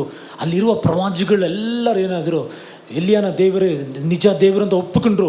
ಆಗ ಎಲಿಯ ಒಬ್ಬರೇ ಅಲ್ಲಿರೋ ಎಲ್ಲ ಬಾಲ್ ಪ್ರವಾದಿಗಳನ್ನ ಕೊಂದು ಹಾಕಿದ್ರಂತೆ. 700 ಜನಕ್ಕೆ ಹೆಚ್ಚಾಗಿದ್ರು ಅಂತ ಅನಿಸ್ತದೆ. ಅಷ್ಟು ಜನ ನಾವು ಒಬ್ಬರೇ ಕೊಂದು ಹಾಕಿದ್ರೆ ಹೆಂಗೆ ಮಾಡಿರ್ಬೋದು ಯೋಚನೆ ಮಾಡಿ ನೋಡಿ. ಇಬ್ಬರು ಬಂದರೆ ನಾವು ಎದುರಿಸಿ ನಿಲ್ಲಕ್ಕಾಗಲ್ಲ. ಅಷ್ಟು ಜನನ ಸಂಹರಿಸುವ ಅಷ್ಟು ಹೈ ಪೀಕು, ಅಷ್ಟು ಆತ್ಮಿಕ, ಅಷ್ಟು ಅವ್ರಿಗೆ ಬಲ ಬಂದ್ಬಿಡ್ತು. ಆದರೆ ಮಾರನೇ ದಿವಸ ಏನು ಗೊತ್ತಾ, ಒಂದೇ ದಿನ ಈ ಸುದ್ದಿ ಜೆಜಬೆಲ್ ರಾಣಿಗೆ ತಲುಪಿದ ತಕ್ಷಣ ಆಕೆ ಹೇಳಿದ್ದು, 24 ಗಂಟೆ ಟೈಮಲ್ಲಿ ಈ ಪ್ರವಾದಿಗಳಿಗೆ ನೀನು ಏನು ಮಾಡಿದ್ಯೋ ಅದು ನಿನಗೆ ಸಂಭವಿಸ್ತದೆ ಅಂತ ಹೇಳಿದ ತಕ್ಷಣ ಈಗ ಎಲ್ಲೇ ಹೋಗಿ ಸೋತೋಗ್ಬಿಟ್ರು. ಹಾಗೇ ಹೋಗಿ ಒಂದು ಗಿಡ ಥರ ಮಲ್ಕೊಂಡು, ದೇವರೇ ನನ್ನ ಪ್ರಾಣ ತೆಗೆದುಬಿಡು, ದೇವರೇ ನಾನು ಬೇಡ, ಜೀವಿಸೋದು ಬೇಡ ಅಂತ ನೋಡಿ ಸೋತೋಗ್ಬಿಟ್ರು. ಈಗ ಅನೇಕರು ಈಗ ಸೋತೋಗ್ಲಿಕ್ಕೆ, ನಿರೀಕ್ಷೆ ಕಳ್ಕೊಳ್ಳಿಕ್ಕೆ ಕಾರಣ ಏನಂದರೆ ನೋಡಿ, ಯಾವುದೋ ಒಂದು ದೇವರು ಅದ್ಭುತ ಮಾಡಿರ್ತಾರೆ, ಯಾವುದೋ ಒಂದು ಆಶೀರ್ವಾದ ಕೊಟ್ಟಿರ್ತಾರೆ. ಈ ಆಶೀರ್ವಾದ, ಈ ಅದ್ಭುತದಲ್ಲಿ ಹೈ ಪೀಕಲ್ಲಿ ಹೋಗ್ಬಿಟ್ಟಿರ್ತಾರೆ. ಈಗ ನಾವು ಎಷ್ಟೇ ಮೇಲೆ ಹೋದರೂ ಕೂಡ ನಮ್ಮ ಕೆಳಗಡೆ ಬರಬೇಕು. ಈಗ ಹೈ ಪೀಕಲ್ಲಿ ಇರೋದ್ರಿಂದ ಏನಾದರೂ ಒಂದು ಸ್ವಲ್ಪ ಆಗಿ ಕೆಳಗಡೆ ಬಂದ ತಕ್ಷಣವೇ ನಿರೀಕ್ಷೆ ಆಗಿ ಹೋಗ್ಬಿಡು, ಹಾಗೇ ಅವ್ರ ನಿರೀಕ್ಷೆ ಕಳ್ಕೊಬಿಡ್ತಾರೆ. ನಾನು ಮುಂಚೆ ಹಿಂಗಿದೆ, ನಾನು ಹಂಗಿದೆ, ಇದು ಹಂಗಿತ್ತು ಹಿಂಗಿತ್ತು ಅಂತ. ಅದಕ್ಕೆ ನಾನು ಏನು ಹೇಳಿದ್ದೀನಿ ಅಂದರೆ, ನಮ್ಮನ್ನು ದೇವರು ಎಷ್ಟೇ ಉನ್ನತಪಡಿಸಲಿ, ಎಷ್ಟೇ ಹಣ ಬರಲಿ, ಎಷ್ಟೇ ಕೆಲಸದಲ್ಲಿ ಉನ್ನತಪಡಿಸಲಿ, ಏನೇ ಆಸ್ತಿ ಬರಲಿ, ಅಂತಸ್ತು ಬರಲಿ, ನಮ್ಗೆ ಎಷ್ಟು ಆಗ್ತದೆ ಅಷ್ಟು ನಾವು ತಗ್ಗಿಸ್ಕೊಳ್ಳೋಣ. ನಾವು ಹೇಳೋಣ, ದೇವರೇ ನಾವು ಉಳಿದಿರೋದು ನಿನ್ನ ಕೃಪೆ ದೇವರೇ. ಇವತ್ತು ಒಳ್ಳೆ ಕೆಲಸ ಕೊಟ್ಟಿದ್ಯಾ, ಹಣ ಕೊಟ್ಟಿದ್ಯಾ, ಸಾಮರ್ಥ್ಯ ಕೊಟ್ಟಿದ್ಯಾ, ಕುಟುಂಬ ಕೊಟ್ಟಿದ್ಯಾ, ಮನೆ ಕೊಟ್ಟಿದ್ಯಾ, ಏನಿದ್ರೆ ಕೂಡ ನಿನ್ನ ಕೃಪೆ ದೇವರೇ ಅಂತ ಎಲ್ಲವನ್ನ ಆತನ ಮೇಲೆ ಹಾಕಿ ಆತನ ಕೃಪೆಯನ್ನು ನಾವು ಆಧಾರ ಮಾಡಿಕೊಳ್ಳುವಾಗ ನಾವು ಬೇಸರ ಪಡೋದಿಲ್ಲ, ನಾವು ನಿರೀಕ್ಷೆ ಕಳ್ಕೊಳ್ಳಲ್ಲ. ಇವತ್ತು ಅನೇಕರು ಹಾಗೇನೆ, ಏನೋ ಸ್ವಲ್ಪ ಆಗ್ಬಿಟ್ರೆ ಹೋಗ್ಬಿಡ್ತಾರೆ, ಹಾಗೇ ಢಮ್ ಅಂತ ಕೆಳಗಡೆ ಬಿದ್ದುಬಿಡ್ತಾರೆ. ಹಾಗೆ ಆಮೇಲೆ ಮಾತಾಡೋದಿಲ್ಲ, ಆಮೇಲೆ ಯಾರು ಮುಖ ತೋರಿಸೋದಿಲ್ಲ, ಎಲ್ಲೂ ಹೋಗೋದಿಲ್ಲ, ಬರೋದಿಲ್ಲ.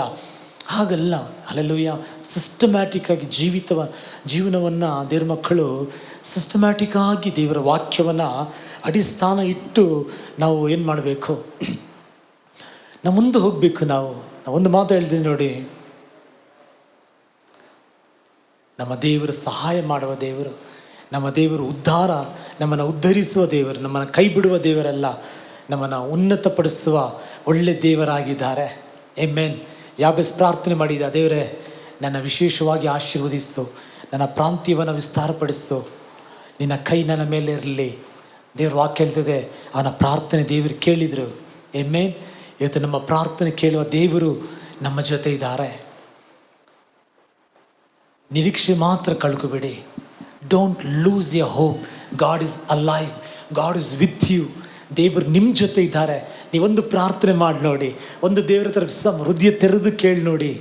ಕೇಳಿರೋರು ಎಲ್ಲರೂ ಹೊಂದಿಕೊಂಡ್ರು ಅಂತ ನಾನು ಯೇಸುವಿನ ನಾಮದಲ್ಲಿ ಹೇಳ್ತೀನಿ. ಈ ಆರಾಧನೆ ಯಾರೆಲ್ಲ ಪಾಲ್ಕೊಳ್ತಾ ಇದ್ದೀರಾ, ನೀವು ಬೇಡಿಕೊಳ್ಳೋದಕ್ಕಿಂತಲೂ ಯೋಚಿಸುವುದಕ್ಕಿಂತ ಹೆಚ್ಚಾಗಿ ದೇವರ ಕೈ ನಿಮ್ಮನ್ನು ಜೂಲೈ ತಿಂಗಳಲ್ಲಿ ನಡೆಸುವುದಾಗಿರ್ತದೆ.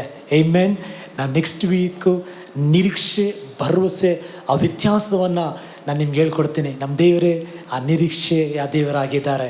ಆಮೆನ್. ಸಮಾರಿ ಸ್ತ್ರೀಯನ್ನು ಹೇಗೆ ದೇವರು ಸಂತೈಸಿ ಒಂದು ಆಶೀರ್ವಾದವಾಗಿ ಮಾಡಿದರೋ ಹಾಗೆ ನಮ್ಮೊಬ್ಬೊಬ್ಬರನ್ನು ಕೂಡ ಆಶೀರ್ವದಿಸಲಿಕ್ಕೆ ಶಕ್ತನಾಗಿದ್ದಾರೆ. ಪ್ರಾರ್ಥನೆ ಮಾಡೋಣ. ತಂದೆಯ ದೇವರೇ, ಯೇಸುವಿನ ನಾಮದಲ್ಲಿ ಆಶೀರ್ವದಿಸಲ್ಪಟ್ಟ ದಿನಕ್ಕಾಗಿ ಸ್ತೋತ್ರ ದೇವರಪ್ಪ. ಇಸ್ರಾಯೇಲಿಗೆ ನೀನೇ ನಿರೀಕ್ಷೆ ದೇವರಪ್ಪ. ಈ ಆರಾಧನೆಯಲ್ಲಿ ಪಾಲ್ಗೊಳ್ಳುವ ಒಬ್ಬೊಬ್ಬರಿಗೂ, ನನಗೂ ದೇವರೇ, ನಮ್ಮ ಕುಟುಂಬಕ್ಕೂ, ಎಬಿನೆಜರ್ ಸಭೆಗೆ ನೀನೇ ನಿರೀಕ್ಷೆ ದೇವರಪ್ಪ. ನಿನ್ನನ್ನೇ ನಿರೀಕ್ಷಿಸ್ತಾ ಇದ್ದೀವಿ. ನಿನ್ನ ಮುಖ ನಮ್ಮ ಮೇಲೆ ಪ್ರಕಾಶಿಸಲಿ. ನಿನ್ನನ್ನೇ ನಾವು ನಿರೀಕ್ಷಿಸಿದ್ದೀವಿ. ನಾವು ಆಶಾಭಂಗ ಪಡೆದ ಹಾಗೆ ನಮ್ಮನ್ನು ಕಾಪಾಡು. ನಿನ್ನನ್ನೇ ನಾವು ನಿರೀಕ್ಷಿಸಿದ್ದೀವಿ. ಹೊಸ ಬಲ ಕೊಟ್ಟು ಹದ್ದುಗಳಂತೆ ದೇವರಪ್ಪ ರೆಕ್ಕೆಗಳನ್ನು ಬಡಿದು ಉನ್ನತದಲ್ಲಿ ಹಾರುವಂತೆ ಸಹಾಯ ಮಾಡು. ಜುಲೈ ತಿಂಗಳು ಅದ್ಭುತದ ತಿಂಗಳು, ಅತಿಶಯ ತುಂಬಿರೋ ತಿಂಗಳು, ಸಮಾಧಾನದ ತಿಂಗಳು ಹೆಚ್ಚಾಗಿ ದೇವರಪ್ಪ. ನಾನು ಕೊಡುವ ನೀರು ಕುಡಿಯುವಾಗ ನಿನ್ನಲ್ಲಿ ಜೀವ ನದಿ ಹೊರಡುತ್ತದೆ ಅಂತ ಒಬ್ಬೊಬ್ಬರು ಯೇಸು ಸ್ವಾಮಿ ಆಗಿದ್ದೇವೆ. ಅನೇಕರಿಗೆ ಆಶೀರ್ವಾದವಾಗಿರಲಿ. ದೊಡ್ಡ ಕಾರ್ಯಗಳನ್ನು ಮಾಡು. ಯೇಸುವಿನ ನಾಮದಲ್ಲಿ ಬಿಡುತ್ತೇನೆ ತಂದೆಯೇ, ಆಮೇನ್. ನನ್ನ ಮನವೇ ಯೆಹೋವನನ್ನು ಕೊಂಡಾಡು, ನನ್ನ ಸರ್ವೇಂದ್ರಿಯಗಳೇ ಆತನ ಪರಿಶುದ್ಧ ನಾಮವನ್ನು ಕೀರ್ತಿಸು. ನನ್ನ ಮನವೇ ಯೆಹೋವನನ್ನು ಕೊಂಡಾಡು, ಆತನು ಮಾಡಿದ ಉಪಕಾರಗಳ ಒಂದನ್ನು ಮರೆಯಬೇಡ. Amen, amen. ಎಲ್ಲ ಕಾಣಿಕೆಗಳು, ದಶಮ ಭಾಗಗಳನ್ನು ಕೂಡ ಆಶೀರ್ವದಿಸು ದೇವರಪ್ಪ. ಬಿತ್ತುವರಿಗೆ ಬೀಜಗಳನ್ನು, ಉಣ್ಣುವರಿಗೆ ಆಹಾರ ಕೊಡುವ ಆತನೇ ಎಲ್ಲ ಕಾಣಿಕೆ ದಶಮ ಭಾಗಗಳನ್ನು ಆಶೀರ್ವಾದ ಮಾಡ್ತೀನಿ ದೇವರಪ್ಪ. ಕರ್ತನಾದ ಯೇಸು ಕ್ರಿಸ್ತನ ಕೃಪೆಯು, ತಂದೆಯಾದ ದೇವರ ಪ್ರೀತಿಯು, ಪವಿತ್ರಾತ್ಮನ ಅನ್ಯೂನ್ಯತೆಯು ಕುಡಿ ಬಂದ ನಮ್ಮೆಲ್ಲರೊಂದಿಗೆ ಇಂದು ಎಂದು ಸದಾಕಾಲ ಇರಲಿ. ಆಮೆನ್, ಆಮೆನ್. ಏನೇ ಕಳ್ಕೊಂಡ್ರು ನಿರೀಕ್ಷೆ ಕಳ್ಕೊಬಿಡಿ. Don't lose your hope. Good days are ahead. ಒಳ್ಳೆ ದಿನಗಳು ಮುಂದೆ ಇದೆ. ಆಮೆನ್. See you next week. Amen.